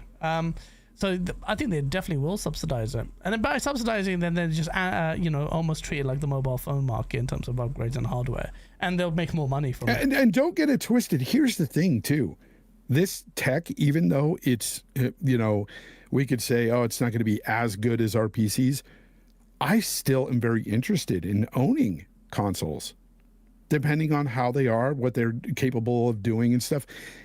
I'd like to see how they implement, how they deal with all these games and how they look and how they operate, and because I like that simplicity of console as well. But that simplicity might be disappearing, Fonz, when you're talking about the NES bus, the hybrid. Or might do best of both. A simplicity of console. It seems like you're going to be able to if you just want a console, it's a console. Yep. If you want to boot over into the other windowed mode where you get to Steam and everything, you can do that. And rest assured, I would do both, because I would hook it up to my TV, and that's what I would have there. That's why I'm interested in even the Steam box because of that, because it's kind of almost console-like, but it's there in the living room. Yeah, that's the living room. That's the thing. There's some games that are better off in the living room. I would definitely get that Steam box to put Split Fiction, for instance. Depends on who I'm playing. If I'm streaming, then obviously not. But if I chill, sit on a couch, play that game and chill, there's some games are better off for the couch. It's few where you just want to laze about, just have a vibe. Like maybe Sword of the Sea, it'd be better like laying down and playing it. I could see that, as opposed to sitting up and playing it with a. But I was kind of chilled here as well. It depends. You're always sitting up. It's just you'd often if I do. Yeah, lay down, I don't have any game system downstairs in my living room. I on my TV. Neither do I. I have my I have my computer and my PlayStation Pro right here on my desk, and I just have 2 monitors, and that's how I play games. I have my Xbox here. I will tell you, there's times where I'm downstairs, I'm hanging out with the fam or something, and they're on their phones, because God knows, like, everybody wants to be on their cell phones rather than, talk or watch TV or whatever. So I get it, but like, I would love to just fire up a game right there, with everybody. Remember this bazooka? Yep. This bazooka. And now it's a banana. Look at this. I'm surprised you haven't sold it. Who's gonna buy it? Because you can play all your games on Xbox. There's a couple of games. No, I can't. That's the thing. I've got Mad Max, and I've got Lost Odyssey. Oh, you got some games on there that you're. Yeah. So Mad Max is like $2 on Steam. Yeah, but what are you doing? I've almost completed the game. So far away. Gotcha. So it's like I'm not going to play that all over again. Dude, Mad Max on the Series X is great. 120 frames. It's really good on beautiful, PC. On 4K. Series X. Yeah. Yep. I beat it on there. It was really good fun. And then I just got into the cycle of playing all these other games. But I went quite far in Mad Max. It actually sustained my attention. Then I just jumped to something else. I do need to do that. There's lots of games on Xbox, man. It's just like in the conversations that we have, we're always kind of guided by the whole blockbuster thing. And that has a lot of weight in the gaming space. But 2026, Xbox is going in, man. Their marketing has been dog shit. Their communication and their messaging has been atrocious, and it's being felt within Xbox, and they know it. Question is, what can you do? The suits are all suits. Satya's still gonna be there, and Amy, what's her name, is Winehouse, not Winehouse. Amy what? Oh, I forgot her name. Amy Hood. Amy Hood. Amy Winehouse. Amy Winehouse. That'd explain Xbox's strategy. So shit. Amy Winehouse. That's the marketing team. That's why they're dead. That's why there's no marketing for Xbox, because Amy Winehouse was given it. That's pretty much how long it's been since Xbox had good marketing anyway. Since Amy Winehouse died. Maybe she was head of Xbox. Amy Hood. Xbox marketing. Amy Hood is going to be there. You have Matt Booty's going to be there. You got Sarah Bond is going to take over Phil Spencer. But at least Phil Spencer was a proper gamer, right? He played quite a lot. Where Sarah Bond came from T-Mobile or something. I don't think she takes over for him. But Phil, who's going to take over Phil Spencer? He's stepping down there soon. I don't know. I don't think she'll be the one. Who's going to be the one? I don't know. I don't think it'll be her. What difference does it even make? Would it be Matt Booty and then like what? Because I think at this point Microsoft is just running the show anyway, and I think that they're just gonna have one of their guys just run the show. Shit. Maybe Satya. You would love maybe it. Jason Ronald. I don't know if he's head of hardware. No, I really don't think. I don't know. I don't know. See, that's the thing. So Phil Spencer is probably going to step aside when the next Xbox is launched on a high. And at that point, his involvement is it's largely academic anyway, because they're not really running the shots anymore. They're just faces in this Microsoft gaming. Xbox has no... Oh my God. Colt said Tim Dog's taking Phil's spot. Tim Dog probably be better. Berk first. He's shout out to Tim Dog. That's my boy. Yeah. What's happening with him? He's just turned all political. He blocked me and Cole. He's like, that's because you guys blocked him when he turned into AZ Party House, and you guys are like, "What the fuck is this?" and blocked it. Obviously, and so he blocked you guys. He back sold it to some porn house club. I'm gonna block it before they start. No, he didn't sell it. He let some friend use it to try to help them get clout or whatever, and it didn't work. That's my assumption. Oh, right. What the fuck are you doing, Tim Dog? Your account is not like that to barter to some AZ Winehouse or whatever the hell that company was called. Turned into some next level. Say, he's got hacked. There's no good reason to not be blocked. It's not because it was Tim Dog. Tim Dog, we blocked you because your freaking account was... I don't know what it was. It just sounded like an organ harvesting company, man. It's like a front for that. Anyway, Tim Dog, I still miss you. Don't worry. Bath it up. But he's gone all political now, bro. Tim Dog, you've gone mental. I'm going to see you on the news. I'm going to see this guy on the news. But look what Xbox did to Tim Dog. Look what it did to him. He went mental. Then he's gone off and doing whatever he's doing. But shout out to Tim Dog. He's still such a good personality. That's the thing. He's got a big heart. And he loved Xbox a lot. And he's not the best maybe at taking criticism. I'll say it bluntly, politely. But yeah, oh man. And so the console war ended. Tim Dog became a politician, and now we're in 2026 where Xbox has no discernible identity whatsoever, and it's tentatively in the hardware space. But they're feeling the memes. They're feeling the pressure because that's the big year. They have to make it obviously viable in terms of software and hardware, and they're committed to hardware, and they're gonna go in hard. This is it. This it's so funny. Like I don't understand where to be with Xbox. On paper, everything is always good. Well, when it comes to practice, execution is always lacking. You know, it does. It always comes down to the games, and that's all I'm looking forward to. Is I want to see what their studios produce going forward. And that's where we're gonna have a big year for Xbox if these titles come out to the quality mark we are expecting. The big one is Fable. Fable has to fucking bang. There's no Yeah, Fable Starfield has to excuses. land. No media Yeah. bias. No. Wah! This is everything you've been saying so far is like it's the team that made Forza Horizon. They're fucking talented. The game looks amazing and everything looks great. This is in-game representative. This is the best Fable can ever be. And yet, if it doesn't bang, then I'm sorry, but Fable is is carrying a lot of weight. The cumulative impact of Xbox's failings to hit like the 90 Metacritic mark is that it adds a lot more pressure on the next big Xbox first-party title. But Fable is coming from their famed studio that is building this now. And they're the last studio that delivered the 91 Metacritic game for or first party for Xbox in terms of that scale. So now everything's hanging on Fable if it comes out in 2026. Because the developer on that has been an absolute shit show, by the way. So I was right all those years ago. And well, that's one thing. That's kind of the conversation I've had with Colt. Like I told him, and I don't know if his stance still remains the same, but at the time I was like kind of not arguing with him, but telling him that I think Fable needs to land. It's a big title for them. yeah. This can't be something on even the level of Avowed. It's got to be bigger. It's got to be more blockbuster-ish. Yeah. They need a game like that. They need a bigger game. Gears E-Day, we know that's, well, I don't know, but I'm pretty confident that's not going to fail. Yeah.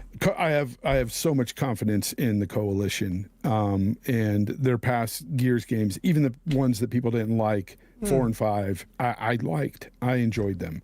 So I don't have a problem with them. But for me, it's that one game. It's Fable because they're bringing back this franchise that's beloved. And if they nail this, it could put them back on the map of, you know, all the haters need to shut the fuck up. You know, Xbox has some fucking great games. You know what I'm saying? Like, that's how I feel with this title. And I'm not saying they don't have great games outside of that, but it's the stigma surrounding them. Absolutely. And I can't guarantee you And with the Fable. perception. I can't guarantee you with Fable. That should be. It should be. But Xbox has like so many surefire hits and such good everything on paper. But I can't say with confidence, but this is also Xbox's best chance to hit a 91. Like, that's the Xbox. What other game has that? Like, Elder Scrolls, okay, but when is that coming out? Wait. Max said he cannot roll his eyes loud enough. So you don't agree that there's a stigma around Xbox games being mediocre? Because that is the general consensus of the entire gaming community when they look at Xbox. I'm not talking about the hardcore fans of Xbox. I'm talking about the entirety of the gaming community. They look at Xbox games, current Xbox games, as just mediocre Game Pass games. I think the perception is changing, perception. though. I think the perception, that's a bit harsh. No, all I'm saying, that is a big perception of their games, though. I don't know. You look at games like that they feel like are great and up there, like Avowed. We say Mediocre. Game Pass games. That's the stigma. That's the stigma around Avowed. Avowed was... I don't think it's mediocre. That's a bit strong. South of Midnight. South of Midnight is mediocre, but Avowed is called the zeitgeist. A lot of people was spoken quite positively.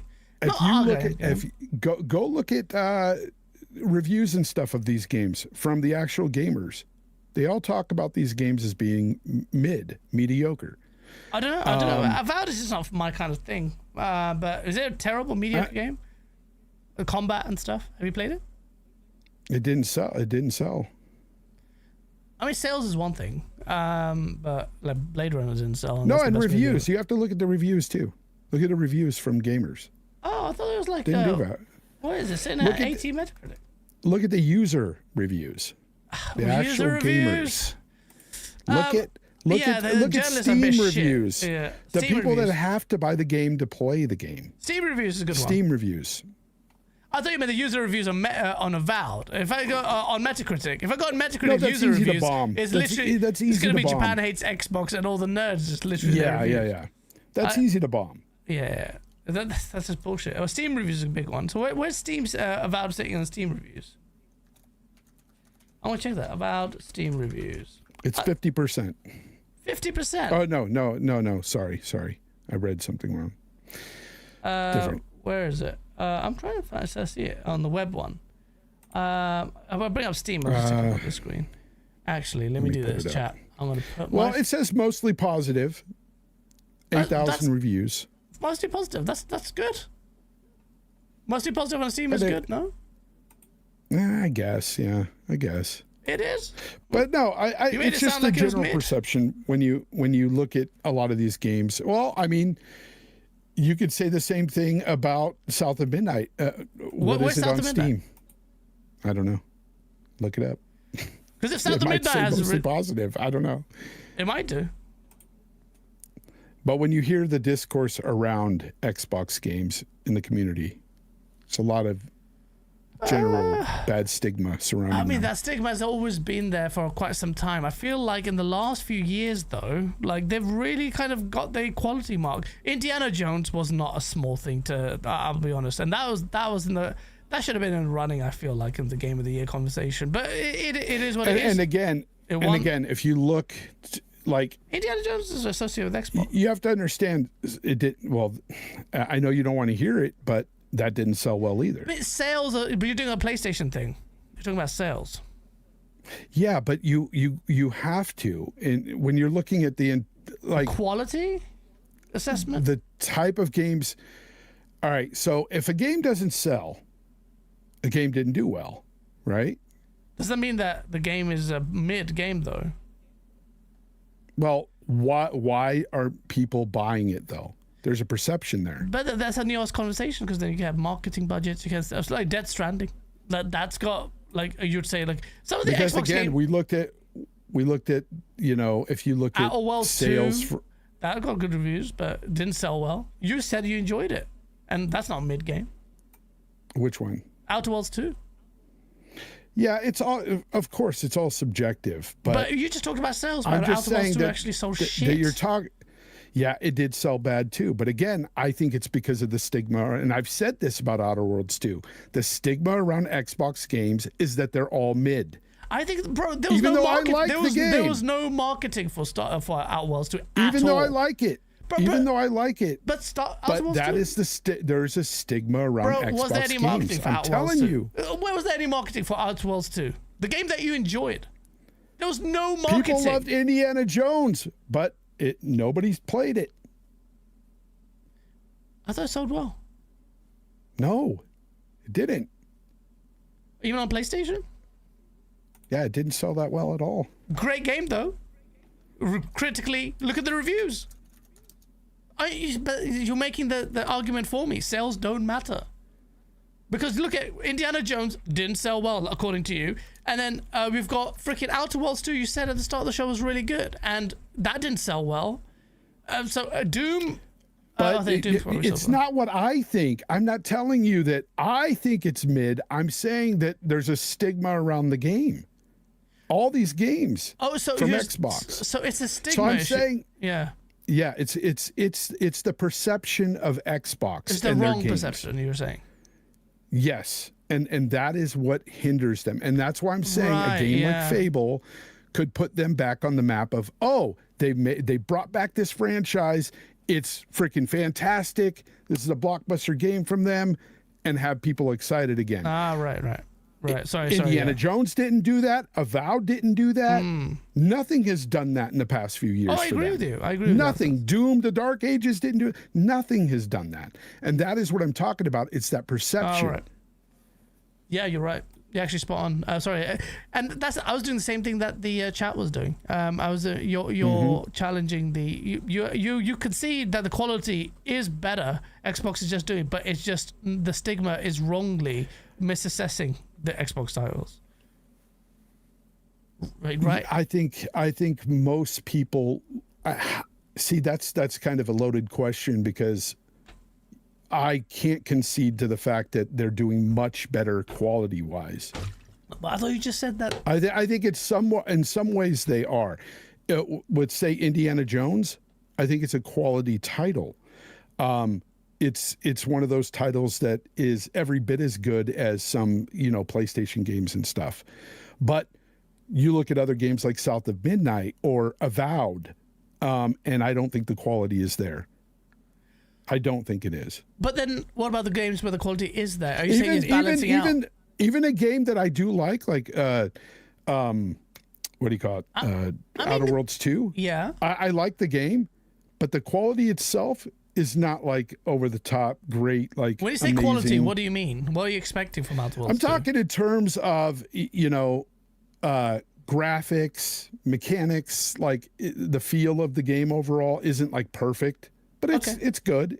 It's a good quality title. So you want so you want Xbox quality to kind of go up on other areas like visuals. That's just my personal thing, but I'm saying that most people obviously aren't looking to buy these games for a reason. And a lot of the discourse that I've seen around YouTube, not just Twitter, but all of social media, is most of the Xbox games aren't that great. Stone Patrol says Ghost of Yotei only sold 3 million after a month with a user base of 85 million. But then again, how many games sell multiplats like Harry Potter totally sold 30 million? That's a high number. But Cole, I know you love Avowed and you say it feels amazing. The actual feel of the game feels like you're on ice. Like, especially when you're in third person, the way the character feels is awful. Just awful. See, I think what we're identifying is what you don't like about those Xbox games, and I think you're right in highlighting some of those issues. Because, No. That's just my perception, but I'm talking about as a whole. If the game was really fantastic and everybody loved it, that doesn't guarantee sales, man. The majority of people, yeah, it would garner sales. But we've just spoken about how successful games haven't. So Ghost of Yotei. You want me to tell you something? You want me to tell you something? We could sit here and talk about marketing and say, well, it's because they didn't market this or market that. That's bullshit. Marketing because is I can bullshit? tell you right now. Yeah, I can tell you it's bullshit because word of mouth amongst gamers is way more than marketing. Look at Pal World, for instance. Absolutely. There was no marketing for that. That's a good point. That's a good point. There's so many games out there that sold like gangbusters based on word of mouth. That's true. So what is the word of mouth on Xbox games? That's a good Mediocre. point. Therefore, they don't sell. Nobody should ever use marketing as a tool saying this is why things don't sell. If the game was really good, you've got enough people in this community, enough influencers out there, like freaking, the biggest influencers out there like Asmongold and stuff playing these games.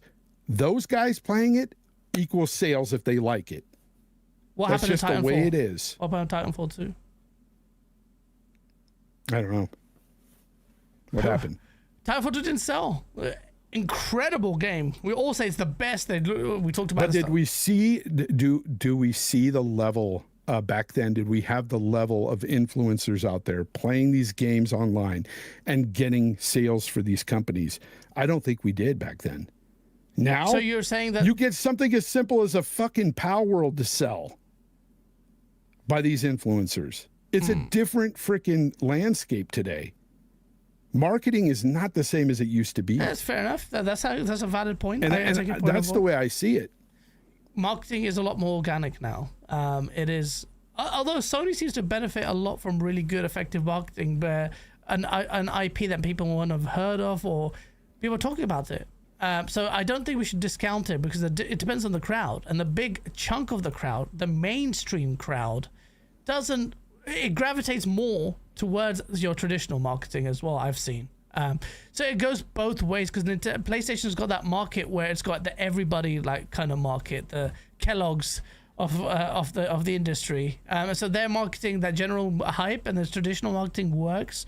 Whereas Xbox's titles, if you look at them, you're talking about RPGs at the end of the day, Fonz, and RPGs are a lot more specialist.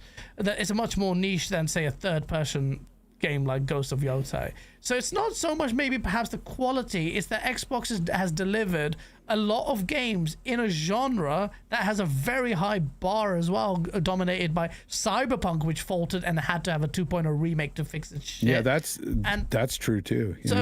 So Xbox is that's just the thing. It's working in its own area. There's a distinction factor there.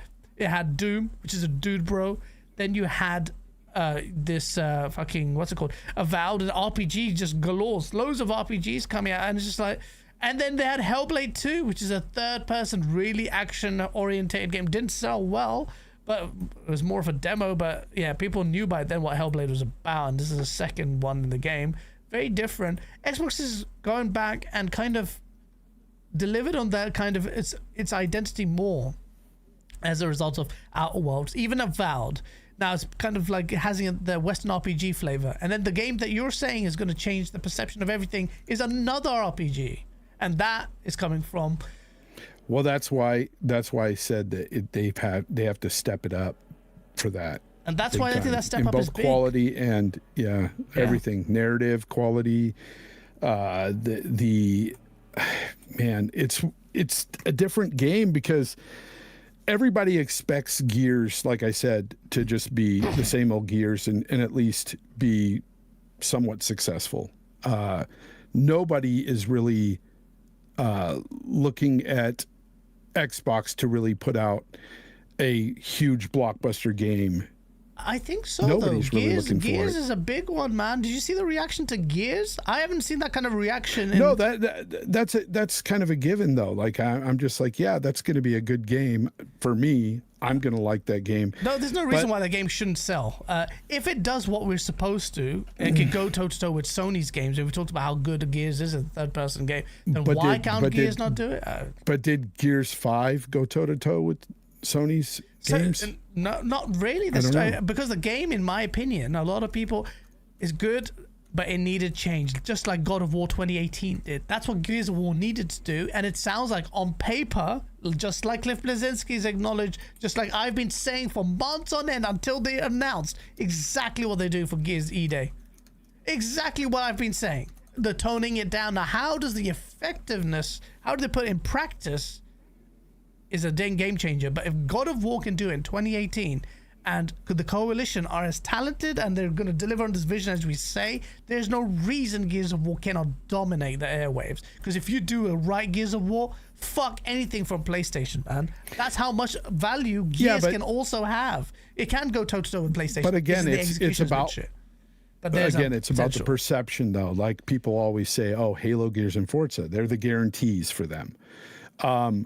That's why I'm saying that something else, they have to come out with something else that wins for them. And I think Fable is that one now. I think, yeah, absolutely, I agree with you. But I think the cumulative impact of these kind of games coming out lessens the bar a little bit more for Xbox. Yeah, for sure. But I think you need new IP. Yeah, okay. To a certain degree, and PlayStation doesn't have any. Very rarely does it have new I was IPs. just gonna bring. I was just gonna bring it up and say that even PlayStation needs new IP, and they're doing that with like Soros, that Intergalactic game. Intergalactic. They've got Soros now that Astrobot. Well, Astrobot is kind of a new IP. Well, they launched it, but it's a second version of the game, so they should be counted as a new IP. Definitely this generation. So they have done it. But I think the company that needs the help in the overall perception is Xbox. I mean, I don't understand why you would argue that at all. Like against that. Absolutely. There's not arguing against it though. But the perception 100%. against Xbox is out there. But you're talking and about anybody specifically who refutes that is weird. Yeah, but think about it. You're talking about Xbox in terms of its hardware and software. Oh, I'm talking about their game too. Yeah, their games. Yeah, I agree that there's a challenging concept of it, but I'm just saying you keep targeting RPGs. You're not going to change that perception unless it's a big one that can visually it looks like almost in the vein of that's not Witcher. I'm not saying it's Witcher, but it just has that fidelity level, and this is why graphics can take it so far that people start taking notice. And the gameplay, if you remember playing Fable, it should have mass market appeal as well, because last time I think it was one button, or was it X? That was the attack button. Then you had B, a spell button, block button, and roll. Like just mapped on 4 buttons. Based on the way we've seen the combat, it also seems quite straightforward. Maybe a bit too simple, and I don't know if that model will work. But Fable needs to, because that's Fable. Then you've got Gears of War coming out, and if Gears of War, I don't think it's next year, but that quality mark will be big, and it's not an RPG, so the ceiling is much higher to impress the masses that you're talking about making that kind of perception. So in terms of like big blockbuster games, I mean, you've got some like Gears E-Day, You've got possibly Fable. But what other like new IP have we heard coming from Xbox that feels like it's going to be a big blockbuster style game? I don't know. No. Because it's like... But that's the thing. It's temporary, though, isn't it? The ceiling is there. So Xbox is going to go there 2026 really hard, yeah? Because they're laying their cards on the table. Now, are we saying that after Gears comes out, there's no The Perfect Dark? Thank you for that. That's brilliant. Even though that was going to be a niche appeal, I get it. But at the same time... Perfect Dark's gone, yeah. Yeah, that's fucking disgusting. Talking about Xbox quality. But yeah, fine. That goes in. Then you would have to say, State of Decay 3. Clockwork is not a big blockbuster game. But look at the game. Clockwork is not a big blockbuster game. That it looks game amazing. Is definitely not a big. Clockwork it looks fun, but I'm talking about a big blockbuster game that's going to appeal to. But you see what gamers, not just. It's you see the field where Xbox is playing, like with RPGs and stuff, is just a different kind of meme to PlayStation that has the mass market appeal games. That doesn't necessarily mean Xbox are doing wrong, because what I don't want is a lot more like South of Midnight style basic third-person game in a very, a genre you can do a lot with just third-person combat. Whereas Xbox is honing in on RPGs, working in the field like the Witcher devs, and they've got Kingdom Come Deliverance 2, then you've got RPG like Clay X 2, the front runners are freaking RPGs for Game of the Year. The ceiling is very high, and then Xbox is in that field with Outer Worlds 2, which naturally, you're going to look at it in a more critical lens as a result of that. Then you've got Fable, and then you've got all these Avowed, all these games coming out. You have to look at the genre they're working. Now, Xbox decided to pick on these genres, and that's fine. But if Fable doesn't hit 91, like you say, this is where I agree with you in terms of the mass public perception that it can potentially 91. You're expecting 91. Or you want 91 from that? I think it should hit something like that. I don't think it will. I don't know if it will, because I'm hearing like developments all over the place. I was thinking high 80s, but 91 is a high bar. Xbox has so many titles in high 80s, man. I know, but 91, how many 91s have they gotten in the past? That's what I mean. They don't have any 91s. The last time they had a 93 or whatever, was from the same team that made Forza Horizon. Yeah, true. So it's just I guess thinking about it too, they would need to hit that high bar in order to get past that perception. It's a fucking task, man. That's what I'm saying. It's exciting for Xbox in many ways as well. Out of the three, they're building a bit of hardware that I'm most excited about. Let's be honest. PlayStation, they're going to do a handheld and just going to be a PlayStation 6, not doing anything different. Xbox is the only one that's bridging the gap between consoles and PC. But Steam box for me, because I love Steam. I actually enjoy being in Steam so much now. I like the environment. It's just simple. It works. As you grow older, you just want simplicity. None of this fancy shit. I want the tiles to look like this, so I can see my custom wallpaper. It's like, I know it's important, but as you go older, functionality is so much. Form, function, all of that does work together though. But just something like this. The marketplace is just simple. It works and it's just nice. It's not perfect though. But yeah. What else? What else does Xbox have? It's the best platform that's out there that we have. Absolutely. Steam is amazing, man. Steam, people are just, and gamers hit this peak where this idea of what gaming is going to be on consoles is going to keep changing the way we interact with games. And now we rely on Nintendo for that. And they even fucking homed it in with a basic mouse function for their next console. So that's gone. The perception is gone. PC is the place to play. We peaked at PC, and that's the reality of it. And so Xbox will have to reconcile that with their hardware messaging, which they will reveal next year. Big year for Xbox, man. Even if Xbox is dwindling and I influence. also have to point out something too. My own perception of Xbox, especially with Game Pass, is heavily skewed.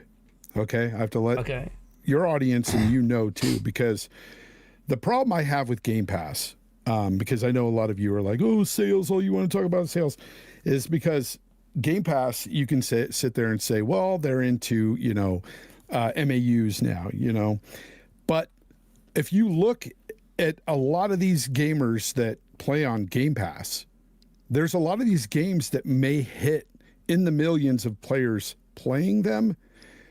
But if you look at even some of the hardcorest guys in the Xbox community, mind you, I've checked on some of their stats with some of these big games that they freaking love. They don't put much time into them at all. So they're not being played. And so you could sit there and you could start up a game for a minute and get counted amongst the millions of gamers that played the game. But That's why I'm skewed when it comes to Game Pass numbers. That's why I'm skewed when it comes to sales and everything, because I don't trust the metrics that they're using with Game Pass. I mean, I don't.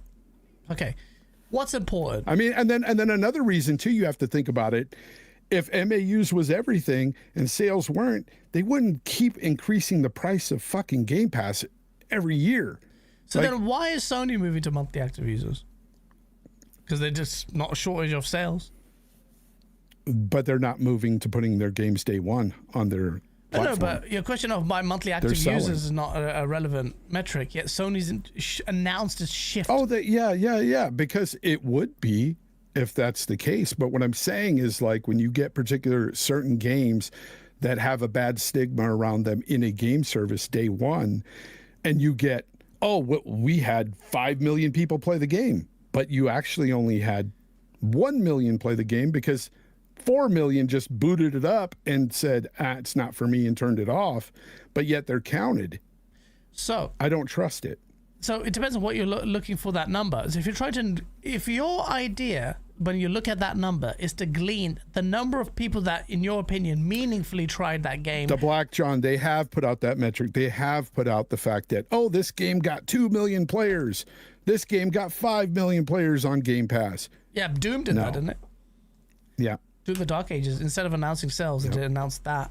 Yeah, cool. That's what I'm saying. It would be, however, again, not all these games are being played, but these people are being counted. So why is Sony moving to monthly active users, though, bro? Unless you're saying the MAUs figures alone are stronger. But why I'm going to MAUs in the first place? They've got the sales. Because they like to throw out that big number, but at the end of the day, they're still selling their games. Yeah, but they're still selling their games. But why are they using it? It's because it must be important. Your conversation is that Xbox... There's a huge difference, and that has to be said. You've got day one every game from Xbox going into Game Pass. Okay. You don't have that on the PlayStation side. They have to sell their games day one. And then they're still using monthly active users. Yeah. But they've already got the sale. So yeah. So, but I'm talking about why it's an important. So for you, when you see that, you were talking about how, and this is true, Xbox games in comparatively to PlayStation guys don't complete their games as comprehensively. They do try a lot more, but you're saying, but these games barely booted it up, played it a little bit, and then stopped playing compared to PlayStation, right? But I don't think that's an irrelevant metric at all, though, because that's also I'm not saying it's irrelevant, but that's why I'm skewed, because I know that all these games aren't being played by all of those, say, 2 million that they're touting. They're just being booted up and turned off. So if you haven't got high retention, because if you boot up a game, you are part of that 2 million player that played that game. How much is Days Gone? Thingy. Death Stranding 2. There's so many. There's so many games. What about Death Stranding 2? Did that sell? I can't. Did Death Stranding 2 Death Stranding 2. I don't know. So I mean, see, you've got quite a lot of examples there where PlayStation games, their sales don't look that good, but they're not indicative of that. I don't know. It's a big blockbuster, but I don't know. I feel like Death Stranding 2, and they've not hesitated to release the PlayStation PC version. They've already announced the PC version straight away. Like before the Game Awards had even started, Kojima announced, it's coming to PC, and we've just very soon. And it's just like they couldn't even wait for Jeff Keighley to glaze PlayStation a little bit on the Game Awards, and how Death Stranding 2 is going to be a PlayStation game first and foremost. And when it comes to Xbox, what are they going to say? Or PC? Well, it is what it is. But Xbox, if it does come to Xbox, that'd be, because the Death Stranding 1 came out, would Xbox Will they release Death Stranding 2 on Xbox? I don't even know at this point. Fonz? It's so weird. I've got 2 super chats there. Sorry, I didn't even read them before we go in to make the memes. First of all, we've got a fucking... How did I miss that? Tim Dog is trash for a horrific comment against Sarah. Yeah, it's a bit of a weird comment. Lutrons, but I don't think he hated. I don't know. It just didn't seem. I saw the community go, oh, crazy on him, and I'm like, it's not exactly tasteful comment to make, but it's Tim Dog. What do you want me to say, bro? Lutrons, bro. Can we give a shout out to freaking Lutrons in the chat? $15, man. Why? Is this for me to buy Luminous? Because I will buy it, but thank you so much. It's very generous of you, man. You're a boss. How did I not see that, bro? I'm lasered. Lutrons know. You gay, bro. But I'm lasered. Bashy Washy with a 5 because Xbox games mostly mid because it's made by committee and need to be safe. Not made by gamers for gamers. Love it or hate it. That is the honest truth. What do you say to that, Fonz? That's a scathing remark. What do you say to that? In fact, I want to get your answer to this. This will. So I'm trying to read on where you are with Xbox and how you perceive their quality in terms of software, and I don't know where you are. So what do you say to that? I don't agree with what he's saying entirely. I would say that because I think that. Because that would imply that that somebody's actually managing those studios, and they're not. Let's be honest. I think they're making the games they want to make. Unfortunately, a lot of these studios making certain games aren't for me. I'll say that. That's fucking okay. Telling. Okay, Doom was there. Then you got Fable. What else is Xbox's first party roadmap? You know, once you deleted fucking Perfect Dark for me, I lost so much respect for you. But State of Decay 3, I think, is a title that might even get cancelled. Or it could be amazing if the developer's vision comes to light. But the silence in that game and the development of that hasn't been great. So... On which one? State of Decay 2. Yeah, or 3. Three. State of Decay 3 could be cancelled tomorrow, Fonz. And would you be shocked? No, I wouldn't be shocked if anything gets canceled from Xbox tomorrow. Honestly, at this point, it's if Gears E-Day got canceled tomorrow, I'd just be like, fucking Xbox, you know. It would, it was like par for the course. Yeah. That's the state of people have. This is what I was talking about. 2026. Again, this is what I'm talking about. This has been the stigma surrounding Xbox, their games, everything. Like people have a bad perception of them, regardless. It's some people are calling it the Xbox tax, you know. It's just something that's out there, and for anybody to say like, oh no, people love these games, no, they don't. I don't know, do people love PlayStation's games? Some don't. Death Stranding 2, just like Xbox, you know. Of course, it's all it's some people love some people love Avowed, some people don't love it. It's people but do I'm love saying Avowed, yeah, man. Like I just feel like, yeah, but the thing is like you just have to look at as a whole, like how people treat Xbox games. I don't disagree with you there. PlayStation games. Bro, if you ask anyone, I will tell you, Xbox is a complete utter fucking shit show. Of execs, no messaging that there's any messaging. I just want to say marketing is upon. They have no marketing. They've got they're everywhere now. They're the village bicycle. Yet their software, comparative to the market leader in terms of volume and in terms of general excitement, is a lot more higher. Even despite them cancelling Perfect Dark, which is a big one for me, they've still got. Okay, look, Gears is going to be amazing. Halo is a remake, but still, it's Halo's Halo. You have to freaking play. See, Forza. Exactly. But the way you talk like this, you're basically agreeing with me that these certain games are like a guarantee for them. But anything new that they put out has that stigma, has that stench on it. So Nobody's really freaking you're rallying saying, around their games. Right. So you are confident Outside of Halo, Gears, and Forza. Yeah, but so Gears of War, you said that didn't really have much of an impact. But Gears of War does have. Well, I disagree on that. But okay. No. Gears does have an impact. I don't disagree with you there. I'm saying, but outside of Gears, Forza, and Halo, people just don't care about Xbox games. Except Fable might be the one that to potentially. And when I change say it. people, I don't mean every fucking gamer in the world, guys. I'm talking about just when we're looking at the entirety of the gaming community and how they perceive Xbox. And honestly, the perception that's out there, I don't blame most of these people for having a bad perception on Xbox. Absolutely not. It's warranted in a lot of ways. No. Xbox has fucked up a lot. Bro, and deserves some of this shit. Some of it. Xbox deserves most of the shit. That's what I'm saying. The Xbox. Look, we have to kind of peel the conversation and distinguish what. Look, Xbox is such a fucking massive thing. Microsoft, we should be saying. We keep saying Xbox, but it's really Microsoft. Microsoft is such Microsoft gaming. Yeah, it's such a big thing that I don't, how they're managing these studios, no one knows. But then you've got these islands formed within Xbox. Because you've got your Western RPG outfit, and now you've got Starfield coming in from that team. That's not small. Indiana Jones, that was a quality title that came out from Machine Games, and now you've got that respect and reverence. Then you've got this week Arcane, Leon talking about they're really excited about how much stock you put into that. But Blade Runner, they say development is going really well, and we're very excited to share with you what's going to happen next.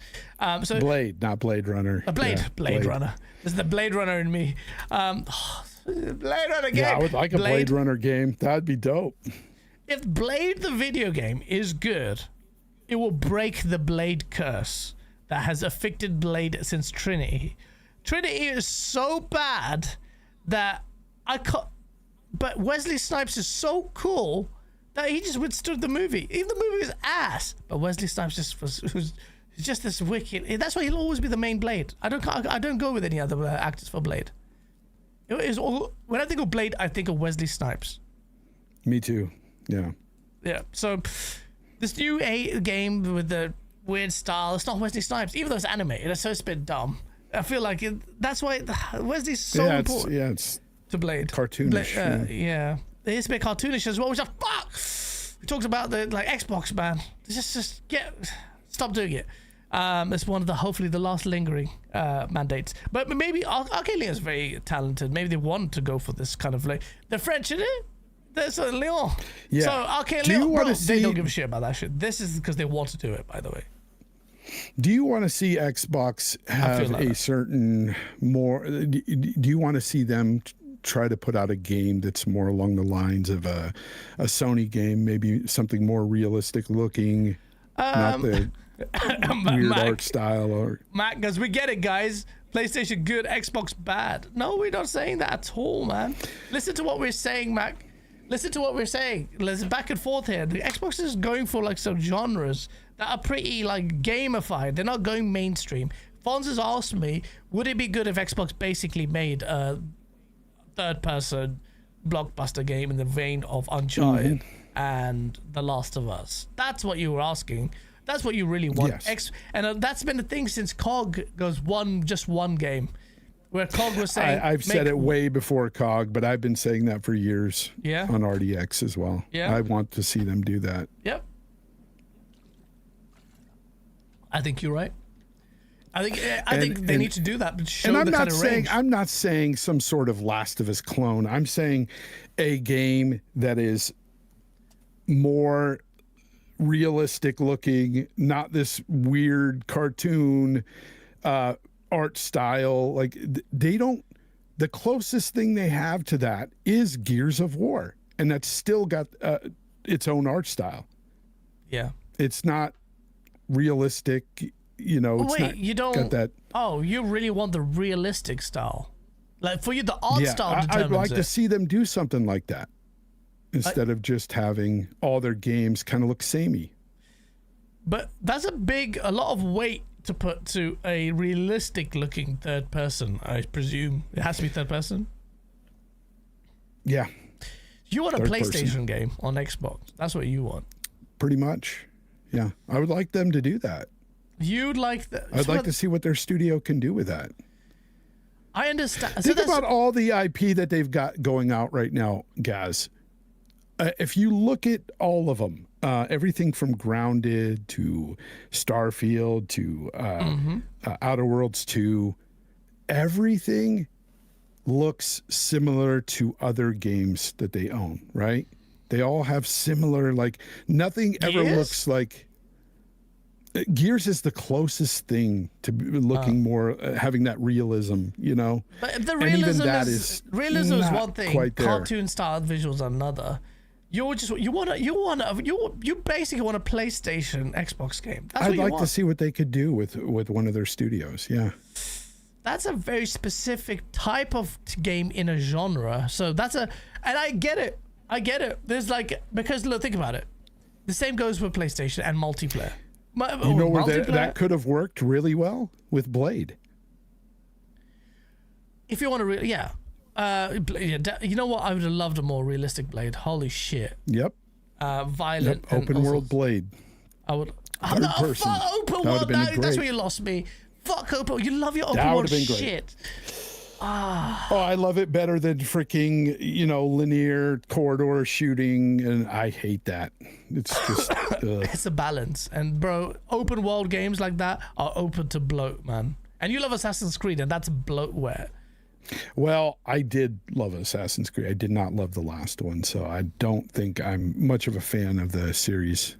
See, we are very diametrically opposed in terms of what we want from game. Like Gears of War going open world versus Gears of War being close and intimate. I will take the last one. Fuck open world.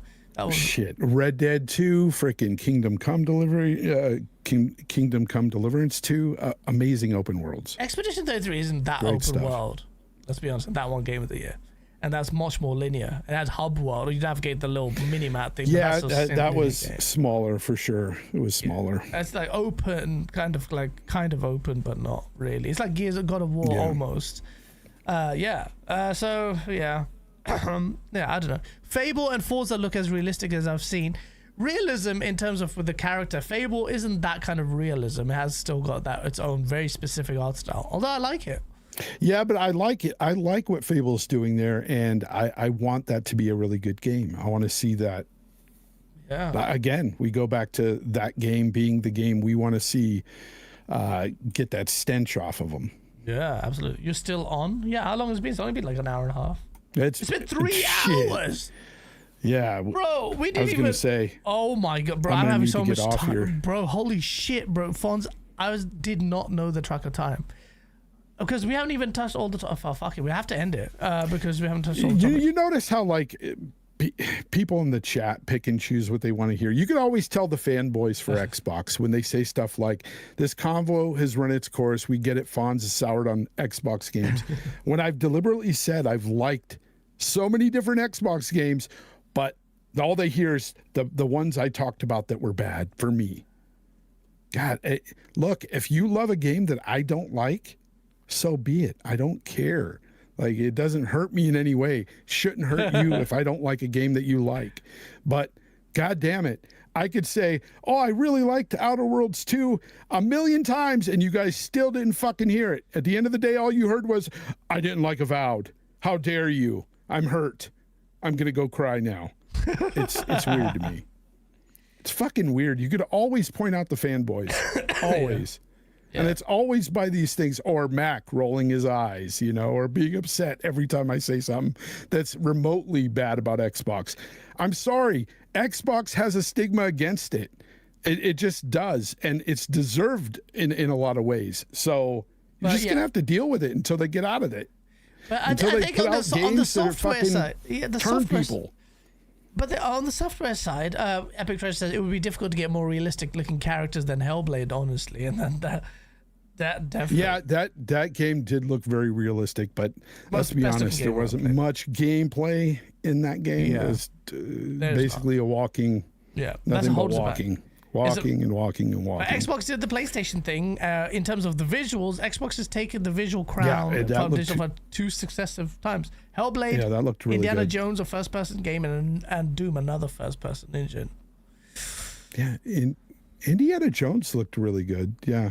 Yeah, bro, of course it did. It won the game of the best visuals, and if you run it on PC with bro, it looks amazing. It looks amazing. But at the same time, this is what I'm saying. Like, it's not, the Xbox definitely has a perception problem because Xbox has no identity. Xbox has all these kind of games that are not strong enough to build a sufficient identity, and that's why Gears is there. It's the same thing with PlayStation, though. Instead of PlayStation, they've got sequels galore. What have they done? Naughty Dog has sat out the entire generation. Yeah, how many episodes have I done on my own show where some of these guys have been there and heard me, but not heard me, okay? It just goes past their heads when I've said PlayStation this generation has been worse for me than Xbox. I haven't got enough from PlayStation out of my PS5 at all. And that's because these sequels and the remasters just aren't as good as the originals for me. They haven't been as good. It's just, that's my opinion. There's been some that have been, decent games this gen, but for the most part, I've played less on my PlayStation than I have in previous generations because it's just not doing it for me. And hopefully with Wolverine, I get a good game again on PlayStation. Wow, that's but a lot more. These guys, they don't want to hear that. They don't hear it. All they heard was, "Oh, he loves PlayStation. He loves PlayStation." That's all they hear. It's true, but I think you couldn't have said it any more clearer than that. And yeah, look, PlayStation, the market leader. You talk about market leader, and PlayStation fans do the most injustice to themselves by glazing PlayStation so hard on every win. Like they should be demanding more. But you can't do that. You say that Nintendo fans are bad. PlayStation also shared that trait with Nintendo fans. Like, hey, critical dollar is this and that. That's it. That's all that matters. And it was like, well, what's happening with the game? Like, well, what about volume? You're the market leader at this stage, and we need you to see your best studio sits out an entire generation. You have more cancelled games than announced games. Your studios are working on weird games that even you didn't conceive, like God of War multiplayer, and then you expect to be exonerated in this generation, where the generation, because Xbox flopped, PlayStation is fine, and that's not the case. And people don't understand that, Fonz, because when you're saying that we're rinsing Xbox because their failures have been so. Watch the videos on the channel. God, Mac, are you serious? I've said that so many times. You know what? Next episode, come to my show on Tuesday and ask Hargeet what I said about the PlayStation generation this year. Bro, I've been hearing this shit for years from Fonz. What are you talking about? But that's the thing. Mac doesn't. I'm not. Yeah, nobody listens. It's because they think. Look. I'm an equal opportunist when it comes to shitting on these companies. I don't fucking love your Xbox, and I don't love fucking PlayStation. I could give a damn. Fuck them both. But at the end of the day, what I do care about is the games. I want good fucking games. I can care less about these corporations. Oh shit, bruv. Fonzarelli releasing memes and telling facts, and that's the reality of the fucking place in the situation. Like, you've been and sat, and this is the thing with PlayStation, guys. We good. PlayStation about to make this many sales, which is why I'm pointing at your redundancy on sales points, bro. Oh, do you want me to ask you? I need to ask you something. Are you excited for Intergalactic? I'm boycotting that game, so it's a very different conversation for me. But if it wasn't for Cuckman, I would be excited for that game. I'd be very excited. I am not excited about it at all. There's nothing appealing to that game for me. I mean, you don't know that much about it. It's because of Cuckman. It is because of Cuckman. So I can't play. He's the lead writer on it, and I think he's a horrible writer. I think the story. So anyway, but yeah, the story wise. I don't know, but the studio are really good. Look, if you look at The Last of Us 2 in terms of detail, they went in on detail. Like, Naughty Dog, for all my issues with them, they're very talented as well. Not Rockstar level, because Rockstar, but and Rockstar can do multiplayer. But also, they're just really good. And Intergalactic hits all the right vibes with Akira styling, characters. You love space. I like that aspect. I don't like the main protagonist. Yeah, I know. Because he has to go for that design to send a statement, really. It's just like... Well, I think the reason why they did that whole thing, too, was because it was a lot... it's probably a ode to freaking Alien with... Sigourney Weaver shaving her head and stuff and all that. So I don't really have that much of an issue with... I don't care about Intergalactic's character that well unless you can sell it. If you're going for that Sigourney Weaver kind of... What I read about it, the story, if it's true, because there's so much bullshit going about the narrative, and now we kind of know about the details, it sounds intriguing. It sounds intriguing. And it hits the sci-fi vibes. I don't think...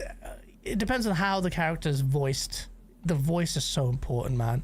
Like, that bald character may look weird, but you should sell it. She's a good actress, so I think she would do well, but it's the writing that I'm most worried about. The writing will make or break it, yeah. That's what I'm worried about. Yeah, I mean, I'm not playing it, but the writing will make a big difference. Neil Druckmann's story, bro, everyone's going to be trans. No, the writing's going to be... The writing's going to be very important. I'm joking.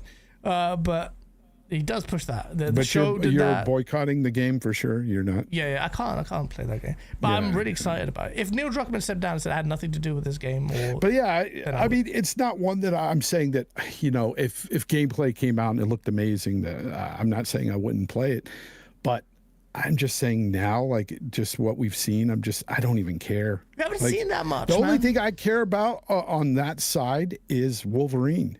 Like, I'm excited to play Wolverine.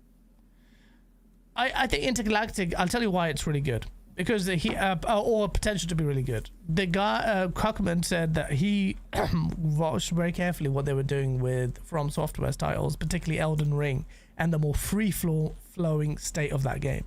So I like the fact that they are looking at the genre in the right way to tell storytelling in a different way. The static affairs... Naughty Dog have kind of out of the running for the best developer out there overall because they can't do multiplayer. You have to be able to do multiplayer both. It's a fundamental part of it, in my opinion, of a fully fleshed, a really comprehensive team, like the apex of it, or should we say. But Naughty Dog do single player storytelling well, and multiplayer. Actually, they did it once with factions, which was stupid, but you failed. You stopped. You're not doing it anymore, so you're out of the conversation. And you couldn't do it because your failure marks your legacy. But you've got this game, the single player game. They've done the linear thing. They did the wide linear thing with Uncharted 4. And, The Last of Us was a lot more linear, but like with really good engagement sections.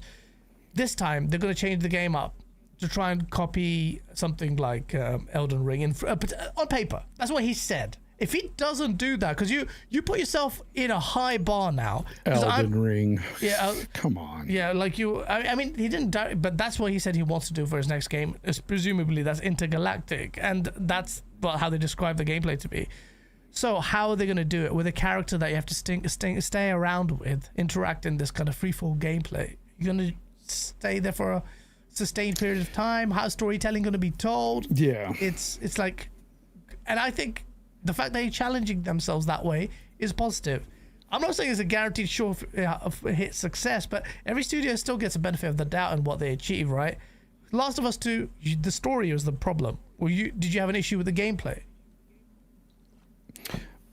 With Intergalactic? We didn't really see much at all. Oh, Last of Us 2. No, gameplay is where it was peak. I think gameplay was really good. That's quite important, no? But the narrative was just terrible for me. So the narrative was so bad that you didn't want to really play it. Because look, I love The Last of Us, the first one, and so I was like really into the story, really into the characters, and in The Last of Us 2, it was just like Neil just wrote two different characters. It wasn't even the same fucking characters because they were doing things that they wouldn't have done in the first game, and it felt off right from the get-go. And then it got worse with when you're involved in a story that is just so depressing and so just it was like every other freaking scene. Just there was nothing like satisfying. Yeah. It was just all depressing the whole way through. And there was choices made where it was like, what? That doesn't even fucking make sense. Yeah. Why the fuck did you do that? Why did you write that there? And so by the end of it, I was just sick of it. I was like, this game was not a joy to play at all. Yeah. Outside of the gameplay was good, but I would have rather had that gameplay in a game that was more coherent and had some semblance of satisfaction by the end, and this one just didn't for me. Yeah. Magnus and goes, I know like a lot of people were thinking, oh, it's very artistic, he was just trying to tell us that revenge is not good. And I'm just like, oh my god, a 6-year-old could fucking tell you that. I love it that you put the camp voice in there to tell that part. No, but that's how it was. Like, dude, it just not a very fun game when it comes to the narrative at all. That's insane. That's insane. It speaks to the value of a good story in games. And I love the first one, and the first one had many ups and downs and stuff. The difference is that Neil Druckmann, although he did write the game, he wrote it with Bruce Straley, and Bruce Straley, he even said that man reined him in a lot on some of his ideas. So he was like, no, we're not going to do this. No, we're not going to do that. Oh, wow. Right. That's kind of crazy. That zesty Fonz line needs to be clipped. Shit, man. Bro, that's okay. Well, I think there's people being honest with themselves.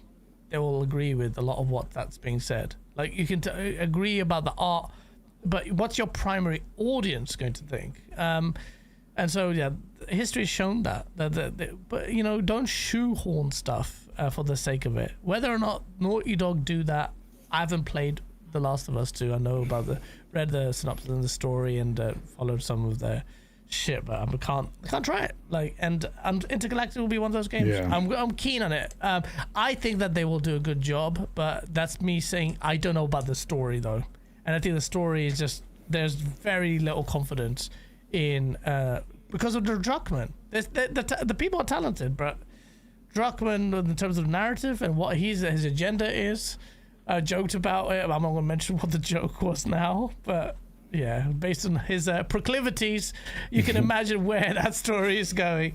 But that's, yeah. Sorry, Fonz, we need to end it. I'm so conscious of the fact. Yeah, I need to go, bro. Like, I'm looking at the time. I've been looking at the time for the last hour and a half, to be honest. I'm and so sorry. People were saying certain things, and they're like, "Oh, Fonz is fighting for his life or whatever." Yeah, in a way, I was, because I don't like talking this long at all. I'm so sorry about it. 4 hours. But no. You're a good friend, and it was free flowing conversation. So.